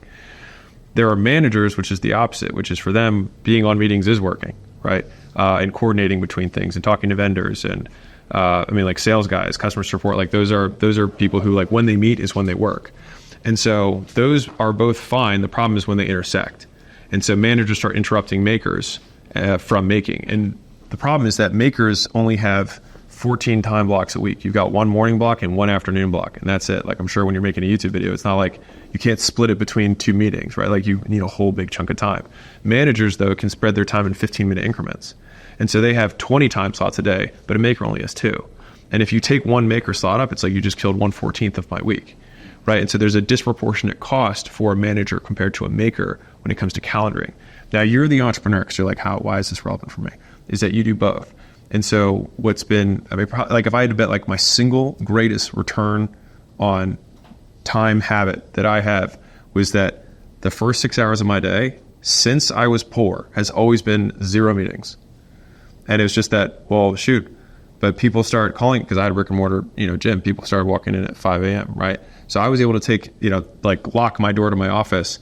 And I just was like, morning sessions I don't participate in. But as of 10 a.m., I would then start working and being out there. So from 4 to 10 was my 6 hours every day. And then from then on, I just knew it was just fires.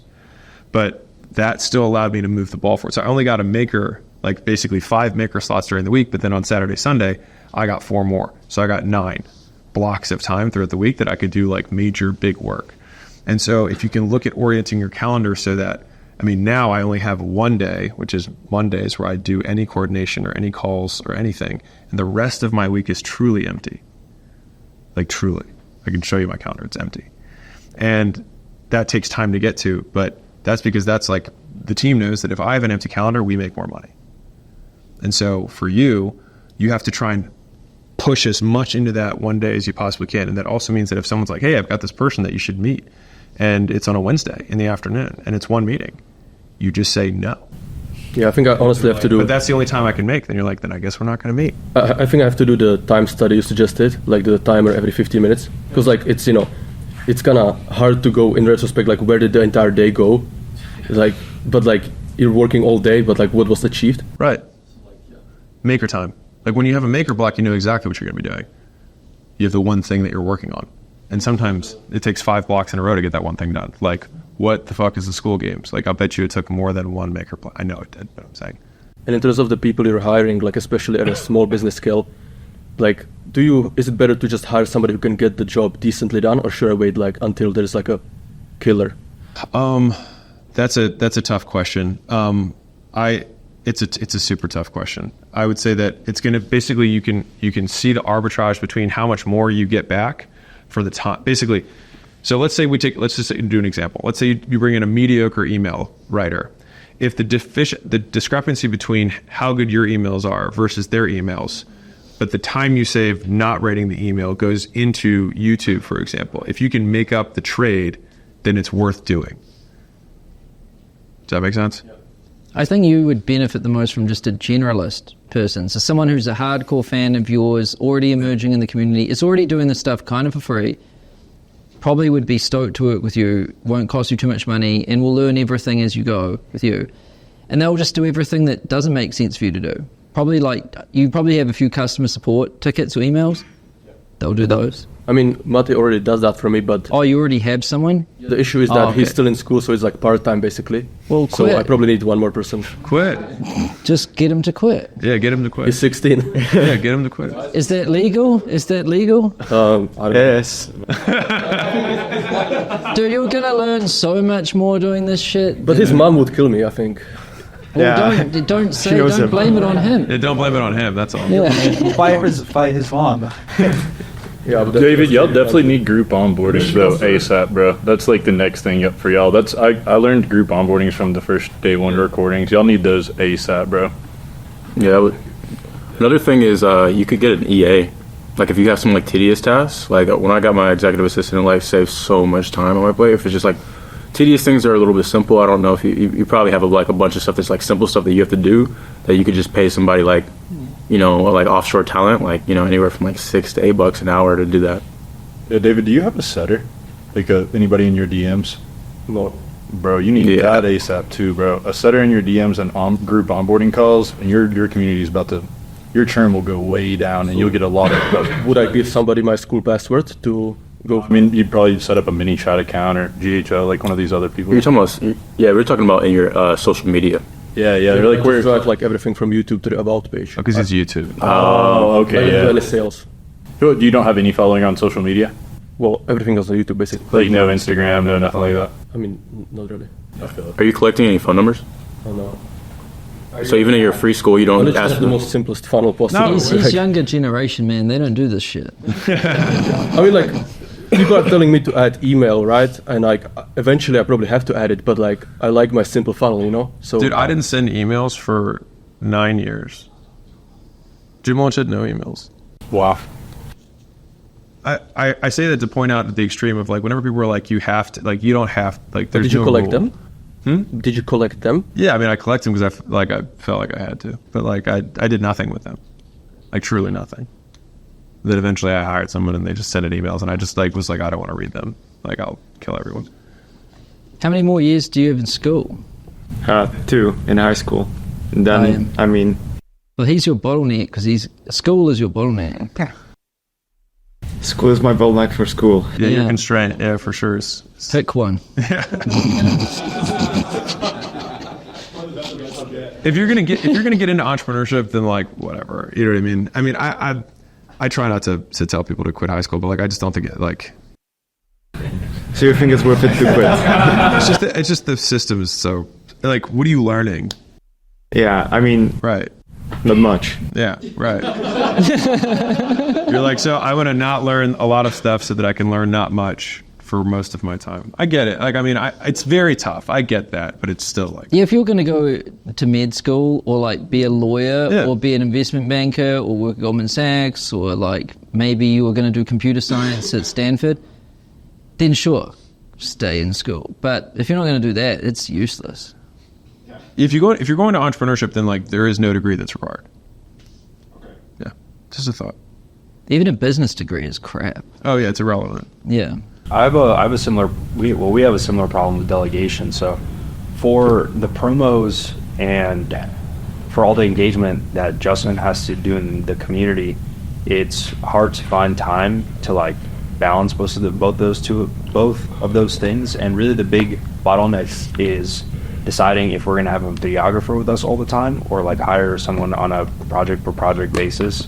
What do you think works better out of the two? Honestly, I think he just needs a videographer that he likes a lot. I got some Laska over there. That's right. And he's with me all the time. Yeah, well, it's been the most difficult part. Like we've been searching for a videographer, like, I mean, basically years at this point. Yeah, probably just a year. Yeah. I mean, it's not that hard of a role. It feels like years. It feels like years. Yeah. But yeah, it's because all of them they end up dropping off really really quickly. I don't know. Maybe they don't like. Maybe it's a culture fit thing. Could be that. But like it's been really difficult to find all the roles for sure. Someone who's gonna stick with us, travel with us. Who made you want to do it? I feel like anyone in this room would want to do it. Such a G. There's so much value just being with Alex every day. There'll be people in your audience. But does he not want someone following him with a camera? No. I mean, we definitely would prefer that. No, but it's him whose life is being exposed. He wants someone following us, but like, it would be Thomas, but like Thomas isn't. He's not a videographer. Like he's a different role entirely. So he wants someone to follow him? He wants someone who like can like have good banter, will push him sometimes, like someone who's like a friend. Gang. Yeah, has he made a post about it? Oh yeah, we do a hiring post basically every single month. Why doesn't he just learn how to use a camera? Oh, that's actually what I used to do at one point. So why the fuck don't you pull out a camera? I could, yeah. Yeah, you're already friends. If that's the element and you know how to use a camera, I mean, shit. Really? I mean, the only thing that I'm still like thrown off by is like zillions of people have come in, and I'll bet you that many of the people who've applied would have been a fit. So it might just be a weird hiring process you guys have. I mean, when we run our things, actually, how did you come in? I applied for Layla's videographer. And I was like, you're with me. Yeah. Yeah. Sure, he had Jason. I agree on the feeling part though. If someone's going to be following you around all the time, like the vibe is more important than the skill. Anything. Yeah, than anything. The skill is not the thing. It's just the like vibe of having them with you all the time. Daniel asked me on the last question in the interview, he was like, well, what's like, because I was telling him about, I was like, listen, I'm going to be like, hey, we're going to do this big thing and you're going to set up, and then I'm going to be like, nah, just kidding. And it's going to happen all the time. And then also, they're like, you're going to have plans and then you're going to have to cancel them last minute because we go late. And like, basically it's just going to be chaos, and I can be in a bad mood and I can be tough sometimes. And I just like painted that picture. He was like, got it, I'm here for it. But he's like, well, what do you, like, I'm really experienced. I think you were like, I'm a really high caliber videographer. What do you need a professional for? Yeah, what do you need a professional for is what he asked me. And he's like, what's the most important thing for you to me? And I was like I really thought about it, and I was like, that you like me. That's really it. Did you start off, sorry, what was your name? Daniel, did you start off like absolute pro with cameras? No, I had to learn how to use cameras. Sorry, when you started with Alex. I'm referring to when you started with Alex. Were you already good? Oh yeah. Okay. No, so I say that because like I'll bet you that there's like people in that list. If you have had thousands of people apply who are videographers, like there's definitely somebody in there who's an exceptional videographer. And so for me, I honestly like I am grateful that Daniel has the skill that he has and can like edit bangers and do all sorts of stuff. Like he's a weapon, he can do lots of things. But like for me, if his skill was half of what it was, but I like him as much as I like him, that would have been enough. This is just like your skills are just bonus for me. But it was just like we have such a sick vibe on the media team. I think we have a sweet, like the team's awesome. And so like I've had a videographer in the past that and nothing wrong with the guy. I just like I didn't like look forward to it. You know what I mean? It was just like work. So I'm like, okay, sit down and like I don't record stuff. And it came out in the footage. And so, like, I have to look forward to, I should feel no friction or no hesitation to having Daniel around. Like, I'm not worried if he's around, if I'm saying, so I don't have to edit myself. And like, that is number one. He's got to like me, and I've got, because it's both ways. Because if you don't like someone, you can capture it very differently. Like, on some level, like, you can make someone look very different if you don't like them. And so it has to be both directions. Like, both people have to get along with each other. That's probably something we haven't really looked at. Because sometimes we want like really, really nice stuff. It's like movie level, you know, with the slow motion shots and whatnot. And obviously, when we look at the application, I prioritize liking a person. And the thing is like, I'll bet you if there was something that were like, hey, can you learn Adobe something? You'd be like, sure. It'll take me a couple weeks, but I'll figure it out. And like, if you have that type of person, it's like, it's so much harder to find someone you like than it is to find someone who has the base skill, at least in my opinion, with this role. So I would prioritize someone that Justin likes, and then that's it. And then from there, like, the other skills. I don't remember where you mentioned this. I was watching some of your content, and you said you kind of made a system for how when someone was filming you, they're nodding, they're bringing you your nicotine and all that kind of stuff. Yeah. So. Yeah. All this. I mean, Daniel's always got Nicorette, caffeine, water, Gatorade. He's full service at all times. He's always ready. Yeah, I was putting that out there. Yeah. No, it's super helpful. And like, after every recording session, it's kind of like on a foul shot for basketball. Like, everyone pounds afterwards. Like, it's just like, we always do that. Like, like, you guys can't see it because you guys are looking at me, but I can see them. And like, they're nodding the whole time while we're filming because they know because when we thought activities, right? What are the things? So Caleb, who runs the whole team, he was obviously hire one, and so he had the camera first. And that was the first time I had a videographer that I really liked. And I was like, oh man, like, Caleb's cool as shit. Like, this is easy, right? And I was like, what makes it? And then Caleb obviously moved up, and then he stopped being at the filming session. So we had 2 or 3 guys there at the filming sessions, and I was like, man, this feels heavy. Like, why does this feel different? And so then we had to backtrack and be like, what does he do that is different than what other people do? Other people were like, the vibe is like, fuck, I don't care. What does he do? And what he did was he would nod while I was going. And after every filming thing, he was like, that was fucking awesome. Like, sick. That was so dope. And then he also listened, and he had really engaging questions that he'd be like, so how does that relate to this? Or how does that relate? So the follow-up questions were great, and they could slice that up, and that made for really good content because the questions he had was questions that the audience had. And so it's just looking at like, what are all the little micro things? And then you make that into a checklist. And that's why I think most people can't teach anything, is because they don't get it down to like, what are the behaviors? And so now the whole team knows that. When they film, it's like a whole thing. Did you like buy out a bunch of people, or like? No, we do. So I'll tell you the quick process, and then we'll move to a different topic. But we do the big application, gave a big raw file, told everybody they had 48 hours to submit the raw. That way everybody's working off the same thing. Because if everybody can just pull from whatever, then the quality of the content is going to be a huge factor. Whereas if everyone pulls from the same raw, the quality of the editor is going to be the thing that shines through. And so this is from the editing perspective. If we're doing videographers, then yeah, it's going to be way more about vibe, like in terms of our dynamic.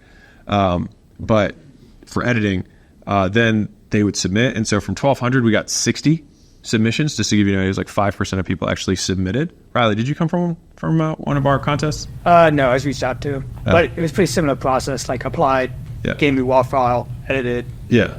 And so then they turn it in, and then Caleb would look at all of them and be like, these 3 guys are sick, and then I'll interview those guys, and then however many of them are cool, we'll bring on.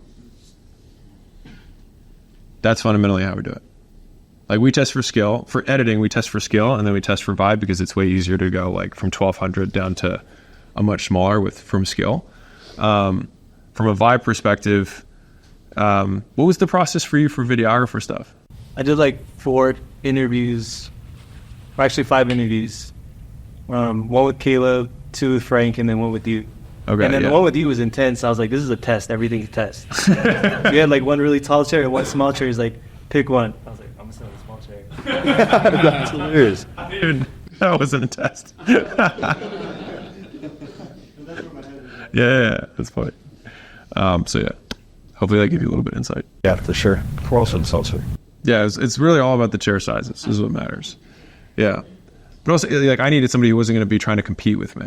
You know what I mean? I just like I didn't want that energy. I wanted somebody who's like super laid back, and Daniel's as laid back as they get. When you did the gym launch, you said that you don't do emails. Like you didn't do emails. How did you nurture your clients then? Or like kept in contact with them? You mean leads? Yeah. I just got more of them. Okay. I'm being dead serious. Like, I mean, like there were many things I probably should have done. Every time someone's like, do you want to start emailing? I was like, no. And I didn't want to give it to somebody else until eventually they were like, can we please hire someone to just do this? And I just didn't look at it. I'm so particular with written word. It's my primary way of communicating. It's like people, despite the fact that everyone on the internet sees me on video, like my books are better in my opinion than anything I create, but it's also because I spend more time on them than anything else. And so when I see someone write, I'm like, this makes no sense. This is completely unclear. Why do you exist? Yeah, but also I think I can't understand your question a bit, and I'm kind of like Hormozy in this way. Is if you've got something that's working that isn't email, and you can just keep increasing the volume of what you're doing, then who cares? And that was it. We just kept spending more money, kept making more money. So I was like, I could do that, or I could make more ads and crush. Yeah, I mean, honestly, I think Sam and I are so aligned with this, which is just like find something that works, do it as much of it as you possibly can, and eliminate everything else from your life that's not that. And that also includes all your personal life stuff. Like this was a theme of the whole last talk. If you guys all heard it, we talked for like an hour, maybe more, on this one topic of like everything that you like cooking, cleaning, laundry, getting your car filled up with gas, like all of this stuff. If you know that you can make more money with your time than it costs you to get someone else to do that, then you should do that. And then you'll be amazed at how much extra time you have. Yeah, if you're cleaning your house or preparing your meals, that's going to be the best thing you learn from this event. Is to get someone else to do that. Cleaning and meal prep and groceries is like the lowest hanging fruit. So I calculated this just based on U.S. averages. So just the big three, which is laundry, cleaning, and food related, those together are 96 hours a month on average. It's like I just found you 2.5 full work weeks of time. And also that doesn't include switching costs of like the cost of time of like cleaning up after you eat and thinking about when you're going to do it and what you're going to eat and groceries and what you're going to buy and putting them back in the shelves and taking the bags out, like all that shit. I really want to emphasize like the whole like personal chef, like housekeeper stuff. Like I haven't been a coach for long. My first 6K pay in full, I got like an in-house health team, which is like a housekeeper, a chef, and like a dietitian and stuff. It's crazy, but they're not that expensive. Like I pay I had a maid, and I pay her $150 twice a week to come over, and I have a meal plan, and I give it to her, and she shops for the food. It's all Whole Foods. They come over, they make it. I have like 20 meals in my fridge at all times. They're like amazing, good, like Latino whipped up food. It's great, and I was able to take like 3 more sales calls a day. And that's a big reason why I even won the school games. Like that was huge. And you also feel amazing about it. It's like it seemed like it's like super luxury investment. Like, oh, Shark has a private chef, but it's $1,500 a month. Like, if you do the math, it's 96 hours. It is $1,500 a month. That's literally like I have a big presentation on it. It's $15.16 per hour. If you can make more than $15.16 per hour with your time, you should do that. It has nothing to do with luxury. It has everything to do with like, what is my return on time? And like, you can just ignore every poor person who says otherwise. This is kind of for both of you, probably you, Sam, as well. Definitely Sam.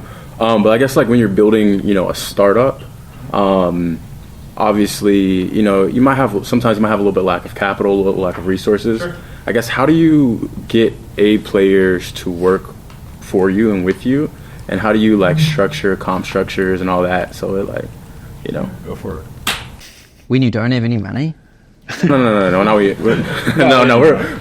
maybe you're trying to get somebody who's making decent money, already, or you're wanting to get we're making money, but like you want to get an A player team, but you're still a startup. You're not, Yeah, well, it's really hard. It will probably take a long time. You'll probably want to quit.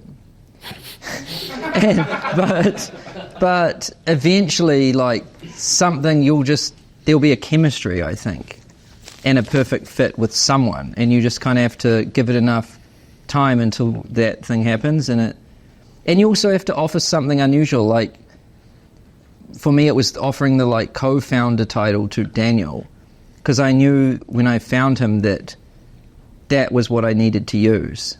So, and that programmer. Yeah, yeah. And, you know, when I found him, it was like the perfect balance, because he just wanted to code. He said, I love to code. I can build anything. All I need is someone who can dream. And he was like, if you've got some, like, money and you know what to build and you can help us get customers and all I need to do is code, like, then we're good. And we had, like, a good chemistry. How'd y'all meet, if you don't mind me asking? I did 600 interviews. Oh, it's Did you have a hedge on it? It's all I did for a year. How did you get the interviews? Did you work with I worked with many different recruiters. Okay. Hacker News, like, I tried, honestly, a bit of everything. Plus, I had to hire 5 of the wrong people too. So it's not like I just got it right. Like, it was the most brutal thing I ever did. Do you have, like, I hear people talking about doing more interviews. Do you feel like there's ever, like, a sense of uncertainty? Like, after you get to a certain point, you're like, damn, option number 1, 2, and 3 are good or whatever. Like, what do you think? Yeah. Like, some people I swore were great and they weren't at all. And I'm sure some people were great and I didn't see it and I missed them, but how can I know about those? But in the end, like, Daniel, my co-founder, he was like, there was chemistry. And I think I was too logical back then, but I think I've come to realize now that the chemistry is really important. And I pay way more attention to that now. Ultimately, you're not going to know until you hire them, right? But you just have to talk to a lot of people too. I feel like there's been this case where I feel like everybody wants to be an entrepreneur, you know. So like when I'm trying to hire people, it's almost like they're like I'd rather do that myself or rather do. What kind of person? Just I guess like high level people for a growth partner agency. So like somebody who can like be a growth partner essentially, or be a Yeah, I think me and Chris's problem is we're unicorns, and we provide our people with, like, we cover all the bases, so we need more people like us. Yeah, and then so we've even talked to some people that we know aren't making that much money, and like, hey man, I'll pay you triple what you're making right now. I'm like managing school communities, and they're like, oh, I'd rather do my own thing. And it's just like, wait, what? You know what I mean? It's like a disconnect, I think, sometimes. So I don't know, like, it's like, I can't pay. Yeah, the money is not the thing. Right, absolutely. Because, when with us, we're like competing with Google, NASA, SpaceX, Tesla. So everyone's trying to throw money at them. Mm-hmm. And they show us their DMs on LinkedIn and stuff. It's insane. Like, the amount of recruiters, right? So money can't do it. Like, it has to be something else, right? In y'all's case, do you think it's like the environment, y'all's vibe? Well, what, when I got my co-founder or when we get people now? Like everybody. Well, the hardest one is getting the co-founder in the beginning because you don't have anything. So, right, that's the hard one. But with time now, the way we get it is through internal referrals. So if we have great people and they've worked at places like most of our talent comes from Coinbase and Riot Games, because we've got some of their best engineers and they know everyone, and when they're like, hey, how are you going over at Riot or Coinbase? Okay. Burnout. Dude, this place is badass where I am. Mm-hmm. And they trust that person because that person isn't a recruiter. They're probably the best software engineer these other people have worked with. And so their word means a lot. What about people like that aren't coders though? Like what about like, I think it's the Andrew same kind of or like thing. Matt, Oh, that's a different side of the business. So that comes from your customers. So Matthew, who's running our podcast, he came from the community and like he was making podcast episodes for free. And then he flew to the first school games. He paid for it himself. He's from Ireland. Like, who on Indeed is going to do that? I don't know if you've ever tried Indeed. It's so bad. But Yeah, but you look from them within, I think. Like Kirby was in my mastermind, and then he made this free community called Synthesizers. He was on the leaderboards for school community, right? So I was like, okay, he's committed. Then Kirby hired Victor. Where's Victor? There he is. Because he was his most engaged member in Synthesizers. So you see, and then Victor hired this guy called Navas, because he was someone who connected with him on school too. And now Navas is referring someone. I love it. Yeah. I think that's what we're hoping for, right? Like whenever you're like, but that being said, we don't have the best people in the world, but we're kind of rooting through internal It starts offers. with one. Yeah. But if you don't get that one, you'll never get anyone else. We have a few really good people, I'd say. But yeah. Have you pushed them for referrals? Yeah, but I think the big thing is getting the high level people. So we have really good executors, not really good leaders. That's one thing that we have. Like I'm managing I feel like I have to run 5 meetings a day, almost, for our team. So it's just excessive. That's a lot. Yeah, it's excessive. So I would challenge the structure then. The vision for the business has to be big enough that smart people can fit their dreams inside of it. And so if you want brains, then you need people who, they need to be able to believe that their dreams can come true within your vision. If it's we've just got a couple groups that we're running and we're making money, then it's that doesn't really get me motivated if I'm intelligent. Because the best people there's no lack of opportunity for best people. They have tons, you have to think about this it's a totally different game. If you're accustomed to taking people who are I really want a job, all of those people are irrelevant. You have to be people who are in some ways you're competing for them. So the more you're competing for a prospect, selling them. And so if you feel I'll tell you the funny one, is if you're interviewing people where you're sell me on why I should take you. If you say that to somebody who's actually really talented, they'll be I'm good. They just don't you have to respond to this offer within 12 hours. It's okay. Well, I think you hit the nail right there for me. Their vision our vision needs to be big enough for their dreams to fit into it. You have to be able to say what we want to do is we want to make music money into the standard for this. And then they have to believe with a decent amount of certainty that it's possible. And so how you guys present, you are absolutely selling them.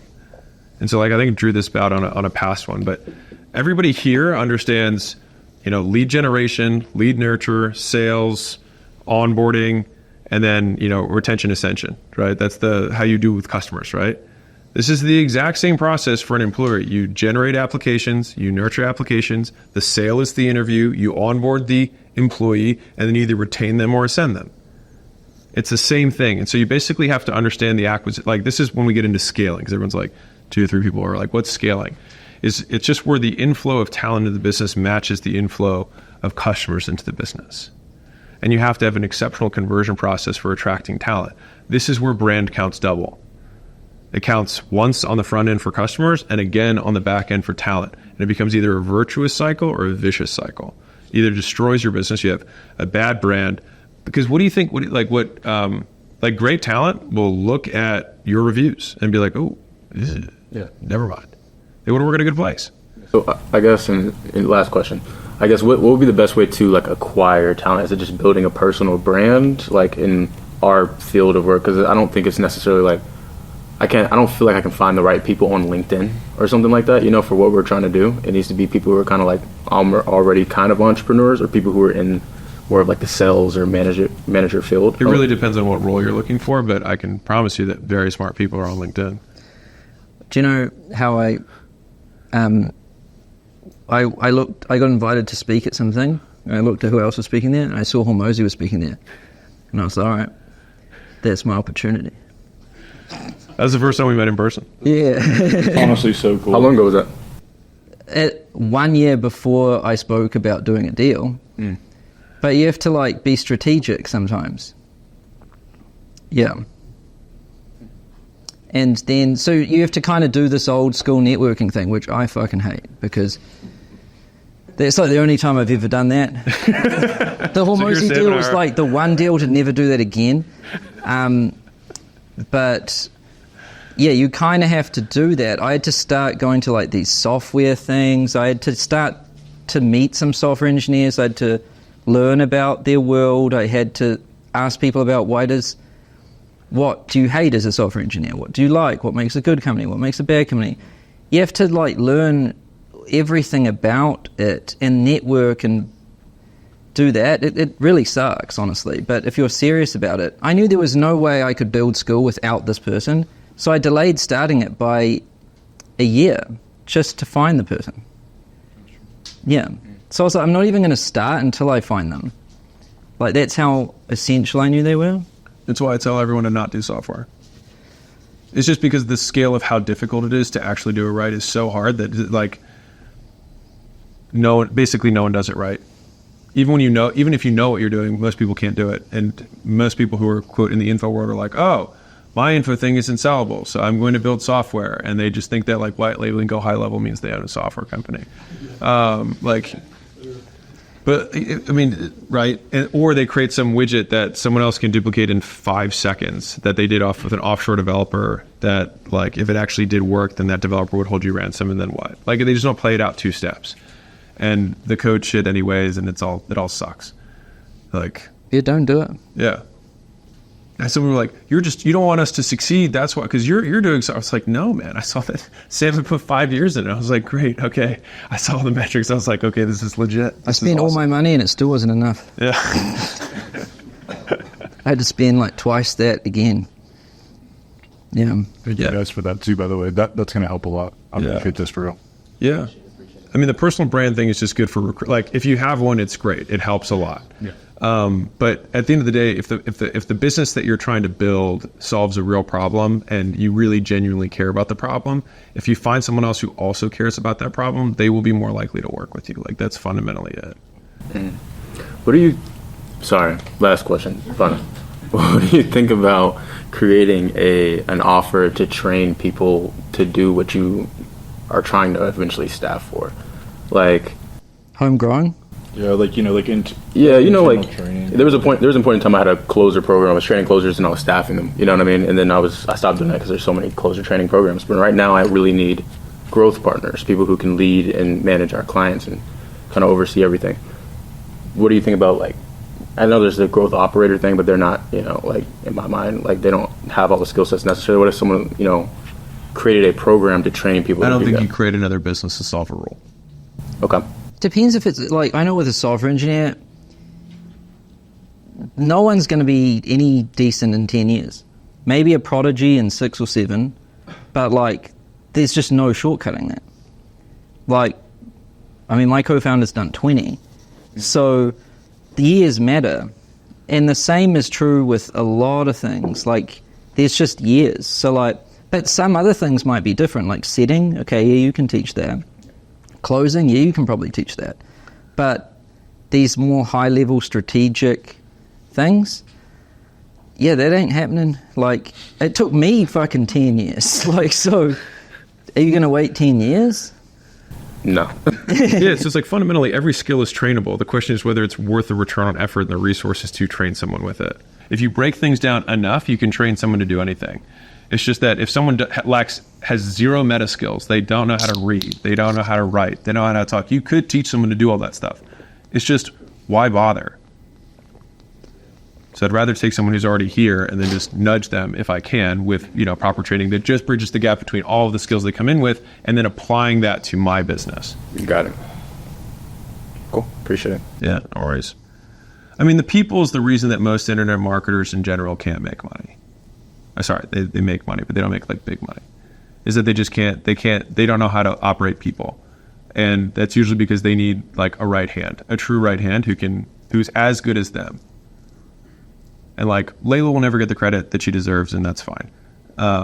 But like the reason that all of our stuff is so big is because she's so good at building. Like, she's an unbelievable builder.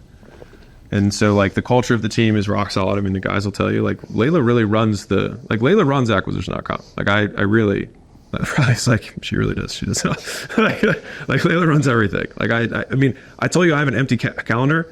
I can't have an empty calendar and also have a business that's running unless someone else is actually doing it. Layla takes 15 meetings a day.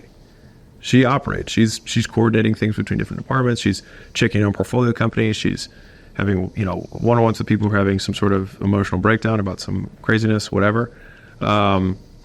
She handles all that with a smile. You know what I mean? And so, but like, we were talking earlier, like I capped at $3 million a year. And then when Layla came in 24 months later, I took home $17 million in income net. And so the difference was that she liked people and I tried to avoid them. And that was the problem. And so Layla's genuine vision in life is to build a company that people love working at. That's her whole, like the whole reason that she gets up, like her internal mission is to build a company that people love being at every day. And so her vision just fits within my vision. And so I recruited her to do it. But like, if we didn't do stuff that she liked, she wouldn't build it. So I very much like, especially the more talented the people that you bring on, the more you like they don't need pushing. Like they know what they're doing. You just need to make sure that they're doing it in the direction, and you kind of do this. Yeah, the amount of training that you have to give someone is inversely proportional to the skills that they come in with. So the more basically the less skilled the person, the more specific the instructions. So like Sam could basically just be like, hey, can you just promote school a lot? And I'd be like, yeah. He's not like, hey, could you make these posts and write this copy and send these emails and run ads and make the hooks like this? Like, that exchange has literally never occurred. Like, I don't even know if Sam sees the ads before they go out. Well, Mosey texted me the other day. He was like, when does the activation stuff come out? And I said, last Thursday. No, like, for real. Like I already did it. And then he was like, oh, I've seen this. And I was like, yeah, I've already been thinking about that. We've got something coming. Yeah. Like, I've already thought about the next 4 things, and we've got things ready. So by the time Hormozy has the idea, I'm like, yeah, we got it. Don't worry. Yeah. Do your thing. And then I'm like, cool, let me tell you what I'm doing on the media side. And it's like, oh, shit, great. Like, these are all the things that I'm ramping up. This is the system we're putting in place. Like, we changed our cadence, like, things like that. It's like, oh, dope. I don't even want to think about YouTube. So, like, if I had to tell him stuff, oh, my God. Like, yeah, but it's good to divide it like that, because I can just focus on this stuff. He can focus on that stuff. Right. Kirby can focus on his stuff. We have very good, like, division like that. Yeah. The amount of direction you need to give someone is inversely proportional to the skill they have. Yeah. Like, if someone could just be like, hey, can you build this company? And be like, sure. People will complain, like, it's always a sign I've noticed, when people complain there's no communication. Has anyone had this as an issue? Like with teams, maybe a lot of you don't have teams yet, but bad communication. Sometimes it's always the complaint. Yeah, I found it's interesting, that one, because you don't really need to communicate a whole lot when you get the right people. Like, Hormozy said, like, a couple of words, and I was like, don't worry, I got it. Like, already happened, like, right? But sometimes if you hire the wrong person, there's no amount of communication that can ever make it work. And it's exhausting, and it just still doesn't work. And I think I understood this, I think I told this at one of the previous ones, but how you know what a good culture is this story of Google in the early days. So Larry Page searched for something, and the ads that showed up were not relevant to the words he typed in. He took a screenshot, he printed it off, he got a red marker, and he wrote, "These ads suck." He walked over to the engineers, and he pinned it up on the wall, and he tapped it. And one of them walked over and picked it off the wall, stayed up all night that night, and invented AdSense, which has made them hundreds of billions. Chill. So he didn't sit down with him and be like, look, I think you need to do this and this and this and maybe this. He just said, these ads suck. Right? Is that clear communication? I mean, to him it was. No, but that's what good talent is. You can just be like, this thing. Yeah, do this. Yeah. But you don't even have to say do this. You can say, this sucks, sort it out. Like, and then they'll be on it. Or they might have already preempted what sucks because they've already been thinking about it. So I always remember that when people say, oh, like, you need more meetings or more communication. Like, that wasn't a meeting, first of all. Right? That was slapping something on the wall. Yeah. One of the most difficult things, this is like, I think this from an entrepreneurship perspective in terms of development, is like, has anyone here had another business before this? Yes. Okay. Did you achieve in this business what you achieved in your last business, from how long it took you to get to that level in the business before versus how long it took you to get to that level with this business? Was it way faster? And so a lot of the reasons is because you already beat the bosses up to that level. So it's kind of like you're quickly retracing your steps, and then you get to a level that you're to your level of incompetence. The difficulty, the thing that takes the longest in entrepreneurship is figuring out what good looks like at each level. And it's one of those things that's really hard to translate. Like you see the billionaires on stage and they're just like, get great people. And you're like, sure. But the thing is that connecting what great people to them looks like in their mind and what you think great people are, that is an ocean apart. And so, I tell this story, and Sam and I were talking about this last time, but when we started meeting with private equity firms to look at transacting with Gym Lodge, we'd have these super long tables that were these boardrooms, and I'd see their team all the way on this side. I saw my team all the way on this side. And I would just kind of sit there and listen to the questions that they were asking and the responses that my team had. And to be fair, the team that we had built a $100 million plus company pre-COVID. Obviously, I sold during COVID, which actually hurt my valuation, but not the point. So they built a $100 million company, which is cool. But when I saw the town on this side, I was like, oh, that's why these guys are going to make $3 billion over the next 5 years. This team. And it was such a stark contrast in terms of the level of talent. Again, not disrespecting my team. It was just such a difference that it was literally after that, immediately, I was like, my whole bar was just reset in terms of the caliber of the people that even existed in the world. And everything was like, how on earth do I get those people to work for me? And so right now, some of you have one person who's like, man, I couldn't live without that person. There's somebody who's literally 10 times better than that person that exists right now, and it's just trying to figure out what you need to do to get them on your team. But the problem that takes so long is looking at what good talent in general looks like, but even when it gets role specific, Sam had to do all this research to figure out how do good software engineers talk? What do they like? What do they want? And so some of you guys are at a point where you need to start hiring a sales director or something like that. What happens is this is the entrepreneurial journey, what it looks like. You bring someone on, you talk to a bunch of people, and then you're like, I think this guy's good. You bring him in, and he sucks. And that takes 6 months away from the growth that you would have had because your sales team drops, and this guy sucked. You put bad processes in. Then you got to fix the process. You got to fire the people that guy hired because he sucked anyways. And then you're like, shoot, I'm going to try again. You bring the next guy in. And then sometimes it happens again. And you're like, wow, this sucked. And then the third time, and sometimes this takes a year or 2 years. And then you're like, I now know. And you get lucky, and you get one who actually works. And you're like, oh, this is what a great sales director looks like. And so the next time you go through your entrepreneurial journey, you go right to there, and then you're like, shoot, I don't know what a good customer success person looks like. And then you try again. And so it's however quickly you can work through that so you can start recognizing the pattern of A, what good looks like in general, and then B, what good looks like for a specific role. That's how quickly you move through the levels. That's been my experience with this. And I try and do everything I can to try and translate that into the stories that I tell with the content. But sometimes it's really tough because people nod, but that is the secret sauce. That is it, is being able to recognize what a good growth partner looks like, even a good agency. I have good agencies that we work with now. The vast majority of them, 95% of them are dog shit. Some of you guys run them. So, you know what I'm saying? So that's the pattern recognition. That's the highest value thing that you end up learning as an entrepreneur is what good looks like. So obviously I'm doing a lot of the management for our community, and that includes making posts from as Justin.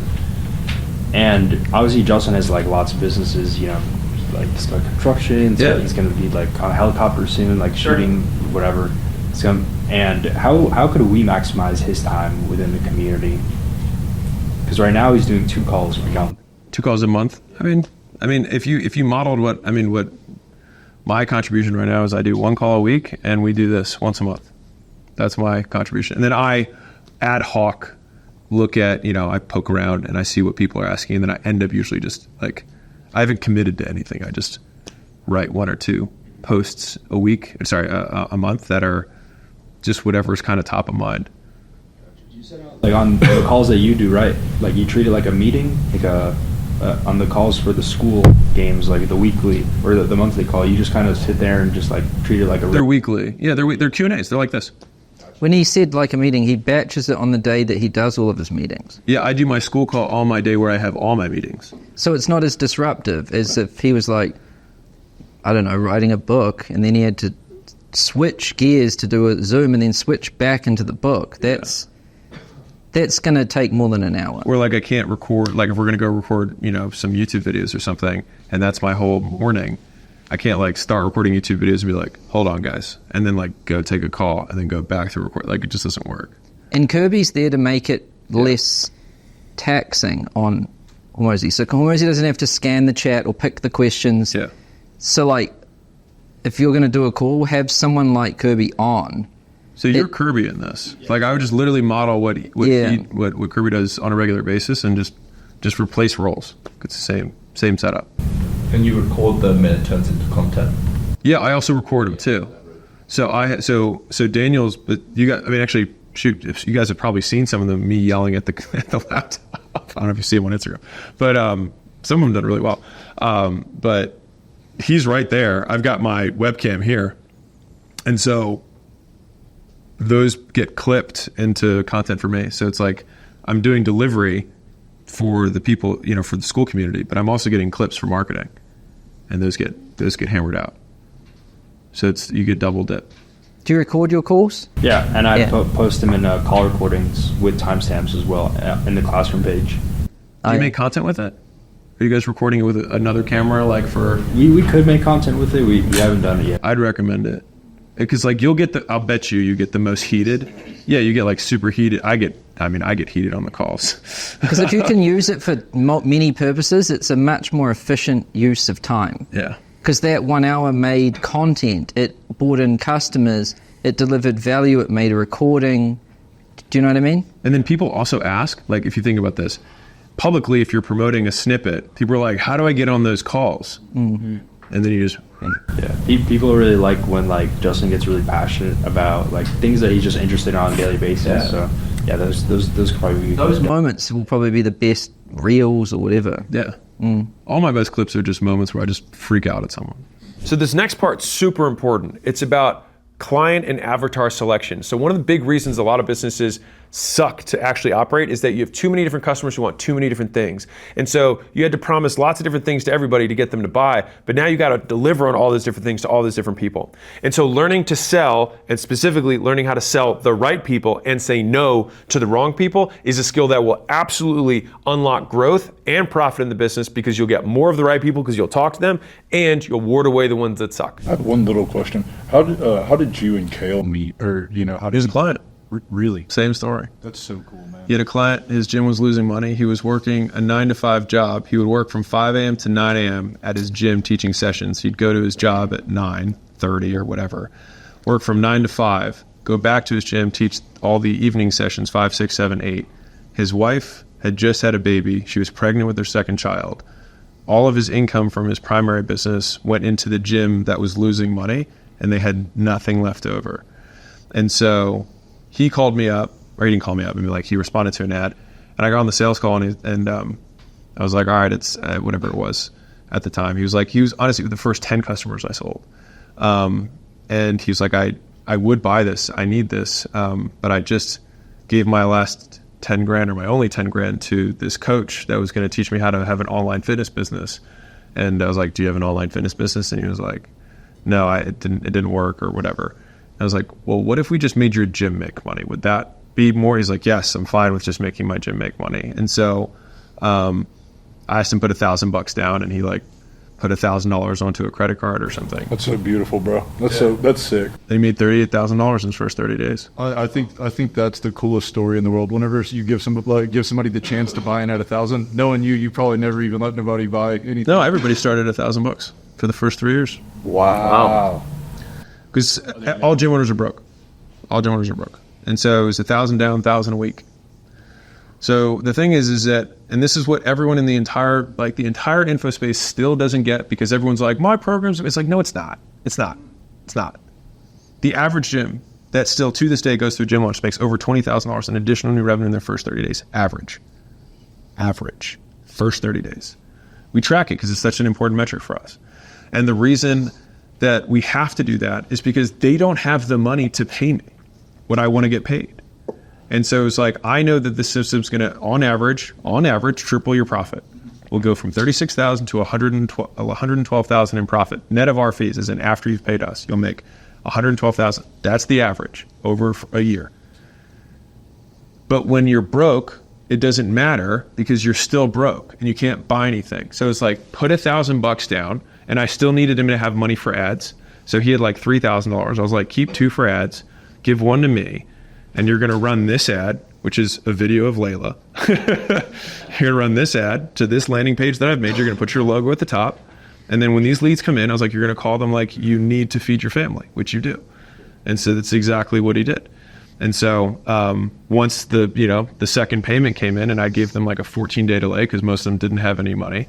And so they would pay it. They'd collect cash from the people that were coming in, and they could make the payments. And then I gave them an incentive in the first 30 days to prepay the rest of the thing at a discount. And so that way it turned $1,000 down into 16 grand in the first month. And so my LTV to CAC and my cash flow in terms of acquisition was super strong. And then like we ran that for a very, very, very long time. I think like a year and a half ago, after I sold and Kel took over, he switched it from a front end and a back end to just selling a year for 36, I think is what it is. And so that's what they do now. And it's just, they bill every 28 days, and I think it's $29.97 or something like that a month. So it's, $3K down or whatever. And that's fundamentally what happens. But like, I'm just saying, like, the reason the niching is useful is that when you niche down, you can productize the delivery. Like, there's no generic business quote consulting that can ever deliver as consistent of an outcome as a very niche business can. Because imagine if you had to do it generically, you'd be like, okay, come up with an offer, make something free, and you'd want to run it to a lead gen page. And then when the leads come in, you want to call them quickly. You have to talk in generalities. Whereas I was like, here's the ad, this is the landing page, this is how you set up your lobby. When they walk in, say these words. This is the price you're going to sell at. And by the way, here's the delivery for it. Here's the meal plans. Here's the cookbook. Here's the eating out guide. Here's all that stuff. You can put your logo on it. You can make it yours. I already spent all the time doing it. And the sales training they went through was the sales training I put my trainers at my gyms through, which, by the way, my sales training was less than 1 hour. And so there's all this closer training out there that's hundreds of hours long. But when I needed to get guys to close, it was 60 minutes. It was like, this is what you say to them. It wasn't psychology. It wasn't like, so we want to increase our demand. I was like, when they walk in the door, say this. And then after they agree, say the next thing. And if they don't agree, you don't move on until they agree. Then you go to the next thing. And then here's where you ask for money. That was it. Because I wasn't trying to make a course to impress people. I was trying to make a training that got someone a result. And again, I did turnarounds for 2 years. And so like, I had to give stuff that to busy gym owners who hadn't paid me, because the turnaround business, they didn't pay me. So I had to make the training for them, like, how do you do nutrition was one 30-minute video. That was it. It was like, this is the color template. Weigh them in, divide their weight by 10, which means you just move the decimal. I had to break it down. I was like, okay, so it means you have 21 food units. Put the first 8 over here. This is all their protein. Then you can scatter the rest between carbs and fat. You just do the yellow list. Got it? Great. Have them take a picture with it in front of them. That way their number's there. Put it against the wall like this. Like, there's nothing they could mess up. And because of that, because all the variables were controlled, they all got a consistently good outcome. And that just took a long time to do. Because I had actually done it at multiple locations, and then 30 plus turnarounds in different markets. So also when I get the customer who is like, this won't work in my market, I'm like, I've got 5 other gyms on your block. But people are very limited. I had one of the gym turnarounds that I did. I launched the gym. This is important just for your customers. I launched the guy's gym, and when I decided to switch to licensing, I called back all the guys who I'd done the turnarounds for. I was like, these will be the easiest sales. They literally saw me crank $100,000 out of their gym in 3 weeks. Called one of the guys up, and he's like, how do I know it's going to work? I was like, I just did it in front of you. Like, you saw me meet with 250 people. He's like, well, I don't know if it's going to work for me. And I was like, you will never win. But like, some people are like that. And it was like, it's not worth the time. Just move on. It's a really specific situation. So I started as a B2C offer, right? But my top 10% of guys who like really kill it are the existing agency owners, usually stuck at like a certain range, and then I install like the closer infrastructure and all that stuff.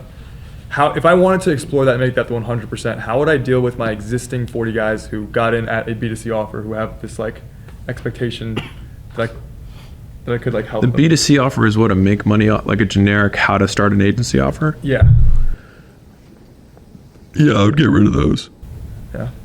Well, the same thing with this way, just like, again, LTV to CAC, like how much does it cost to acquire them? How much, like when people are trying to decide between avatars, which by the way, the concern you have is probably the number one most common concern that people have in business. It's also one of the biggest leverage points that you can have is picking the right avatar.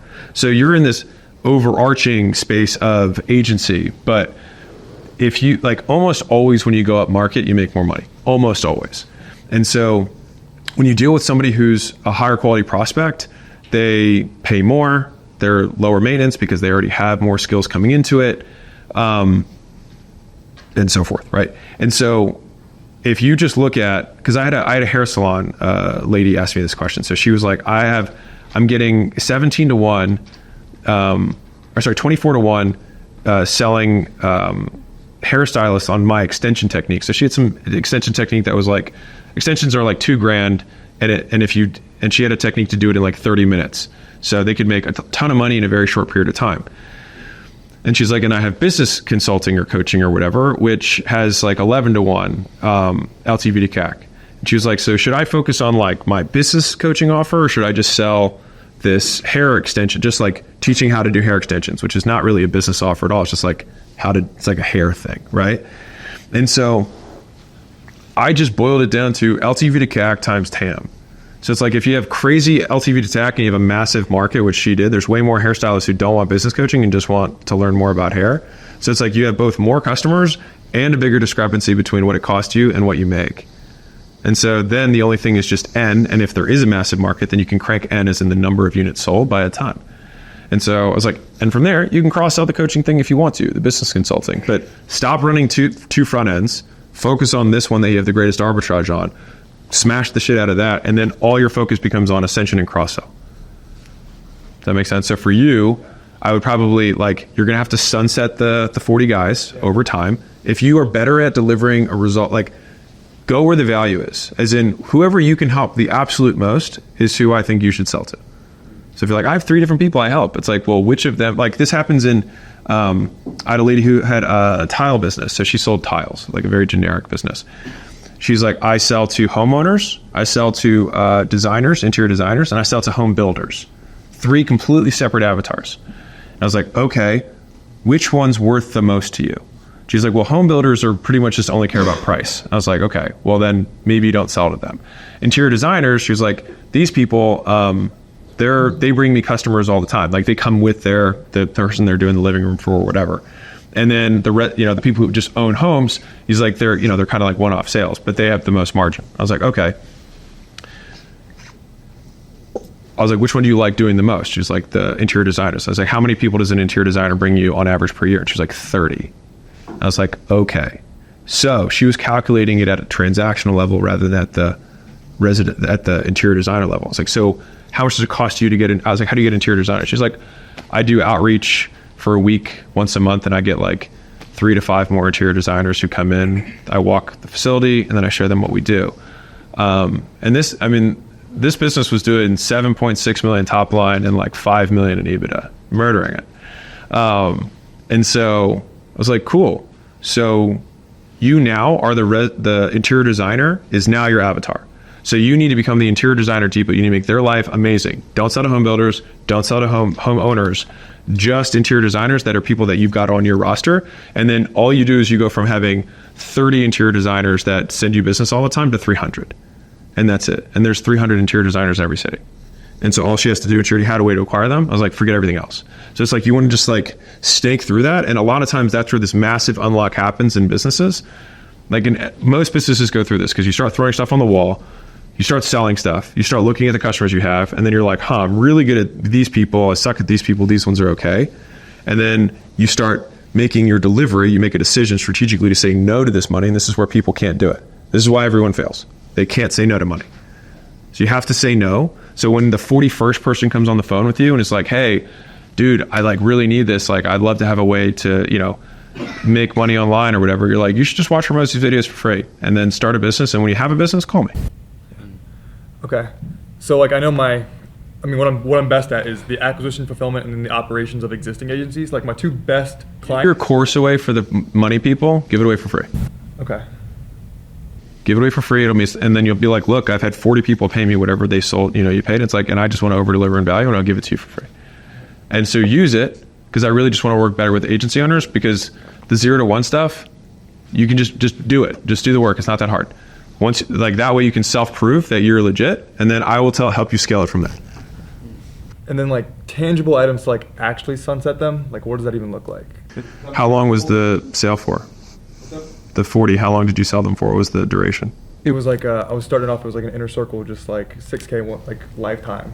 Right. So this is the problem with lifetime deals. Yeah. You have a one-time income with a forever delivery.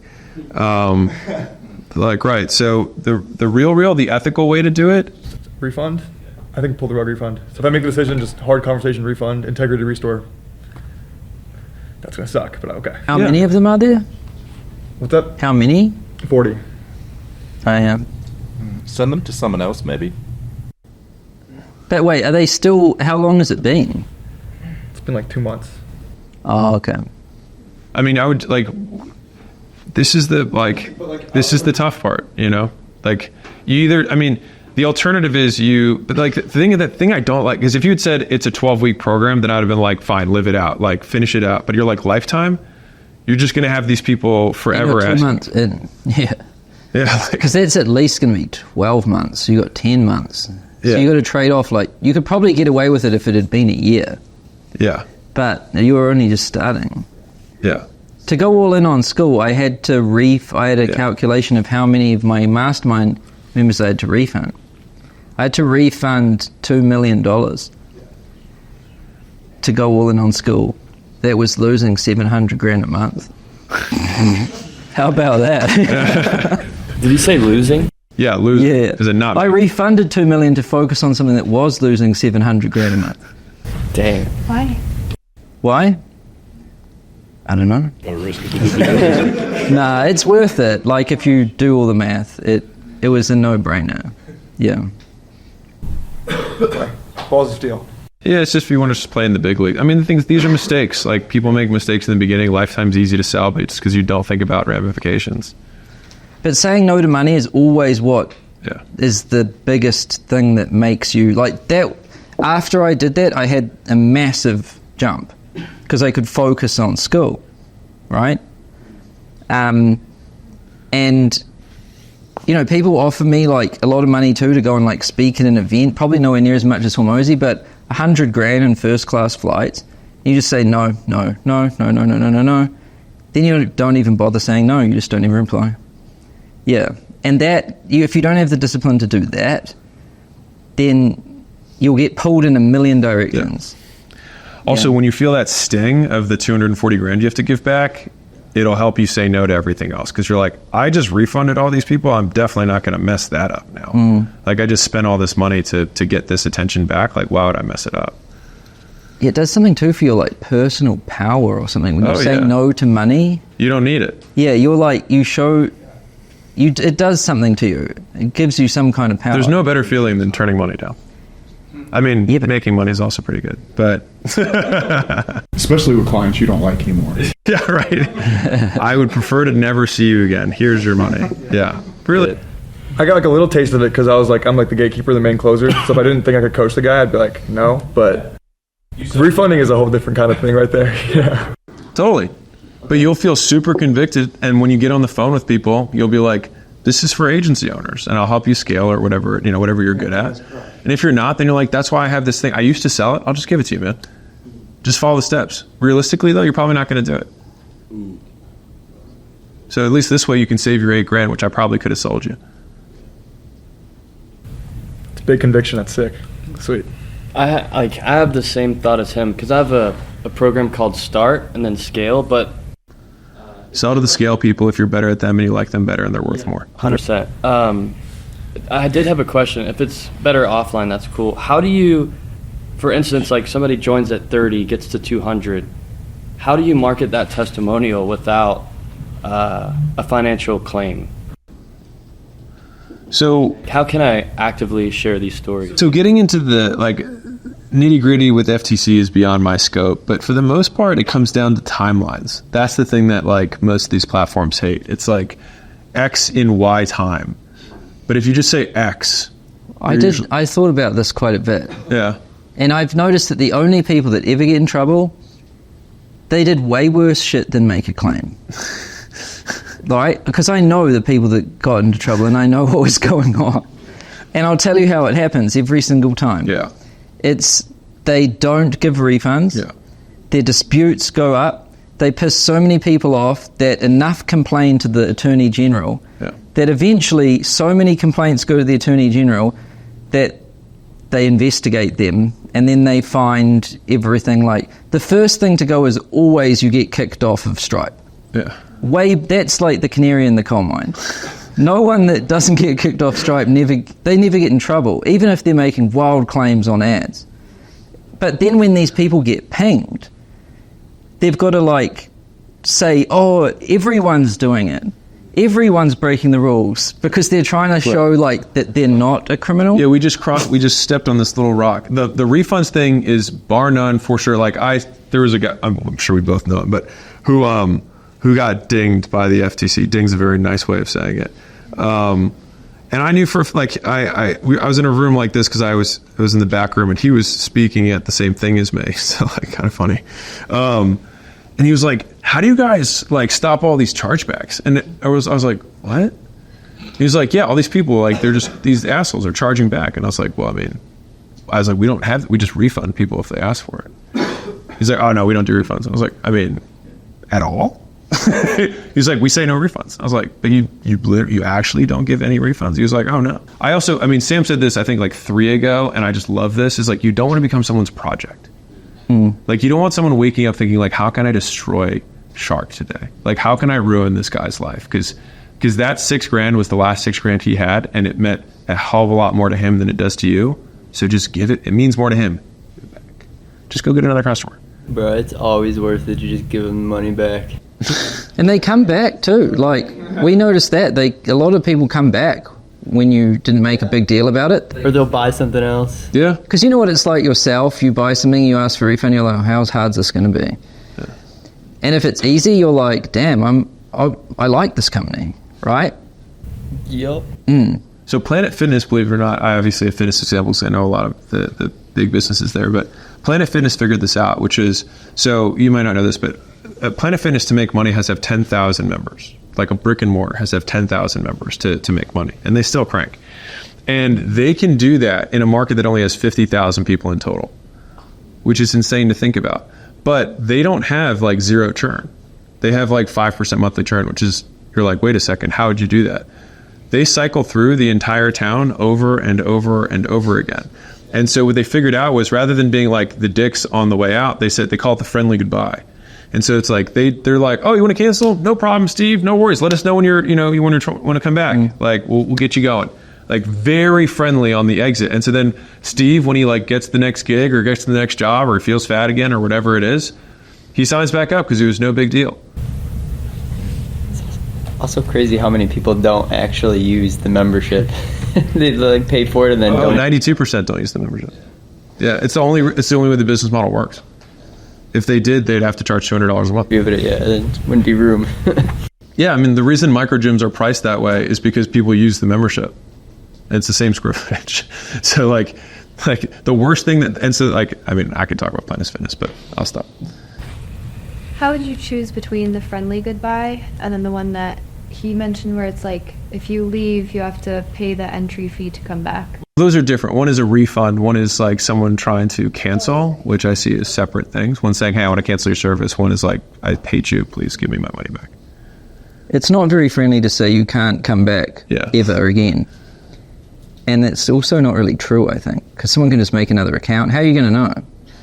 Well, for high ticket, I can imagine. But like, whatever. I mean, the people that I know who have done it and don't have good communities, it does nothing. If you have a great community, then it matters, but then does it matter at all? Because the great community is the reason that it happened. So TLDR, I don't know if the tactic does anything.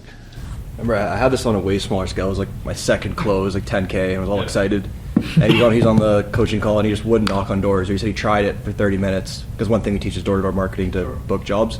So I was really hesitant on what to do, and he just bring down the energy. So I let him out of the group. I refunded him, and then I posted in my free Facebook group, hey, I had a client, wasn't really ready to knock on doors. If any of you guys are actually willing to do this, if we have a spot open. And it brought my ideal clients, I actually closed 4 off that post. You're like, and every week you're like, I had a spot open up because, yeah. No, I mean, just tell the truth. Yeah. I got one question about like, I've heard you guys talk about like offboarding interviews or like taking, somebody wants to cancel their membership or wants a refund. You're like, yeah, for sure, just do an interview, right? Is there any way we could maybe get that going on in school? Like whenever somebody churns, like obviously like it's hard to get them on the phone, right? At that point. But I'd love to like figure out maybe that at some point. Like, oh yeah, you want to cancel? Cool. Press this button, schedule an appointment after we talk. I think they have to be able to cancel easily, but I think, they have to be able to cancel easily. But I think you could encourage them to take a call after the cancellation, try and resell them. Could we do a Zapier integration for the cancellation? We were just thinking an auto DM would probably be the best. Auto DM. Yeah. I've noticed the Zapier integration feature on School is amazing, by the way. But we started doing this in one of our communities where people join, and we immediately send them like a welcome call, and then we just like immediately upsell them. It does really well. Oh, the new customers app? Yeah. Oh yeah. That crushes just for everybody, by the way.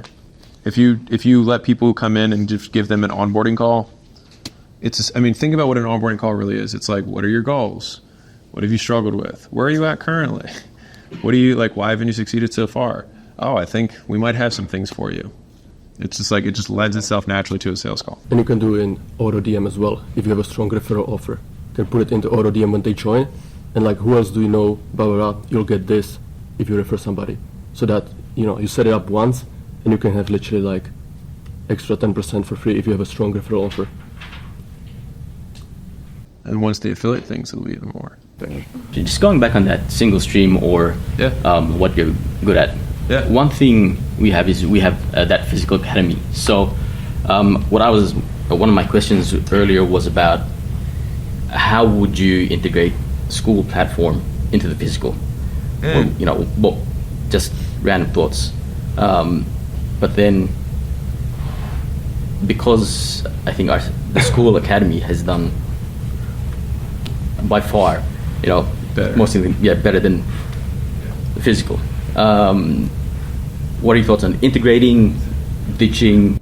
I think the in-person members joining. You could, if you want to give a gift to the in-person members, you could. Actually, I don't know if they can have a different membership. So no, they probably just join like anybody else would, and it would just be a benefit to them because they know you in person. Is the digital already making more money?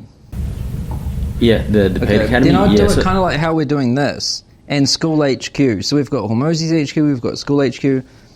For the power users in the online world, we bring it offline and we let them come in like this, and that can produce content back for the online.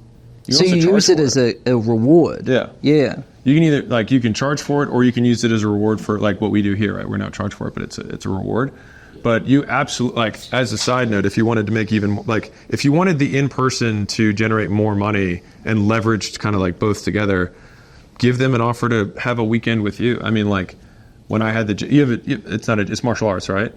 Yeah, so I would do weekend workshops where I'd be like, we're going to do a deadlift, we're going to do the big 3 lifts for powerlifting this weekend. So anybody who wants to come to that, cool. I do big booty boot camp for girls, and they always want. I'd teach them 8 different moves for butt stuff because they always want to know butt stuff.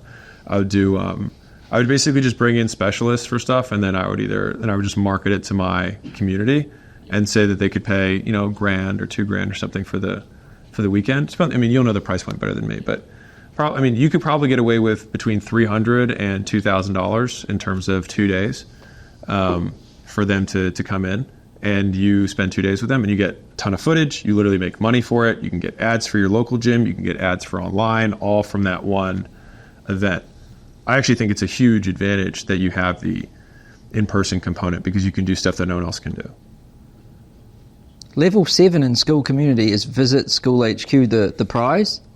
Once you get to level 7 in school community, you get to visit School HQ. That's cool.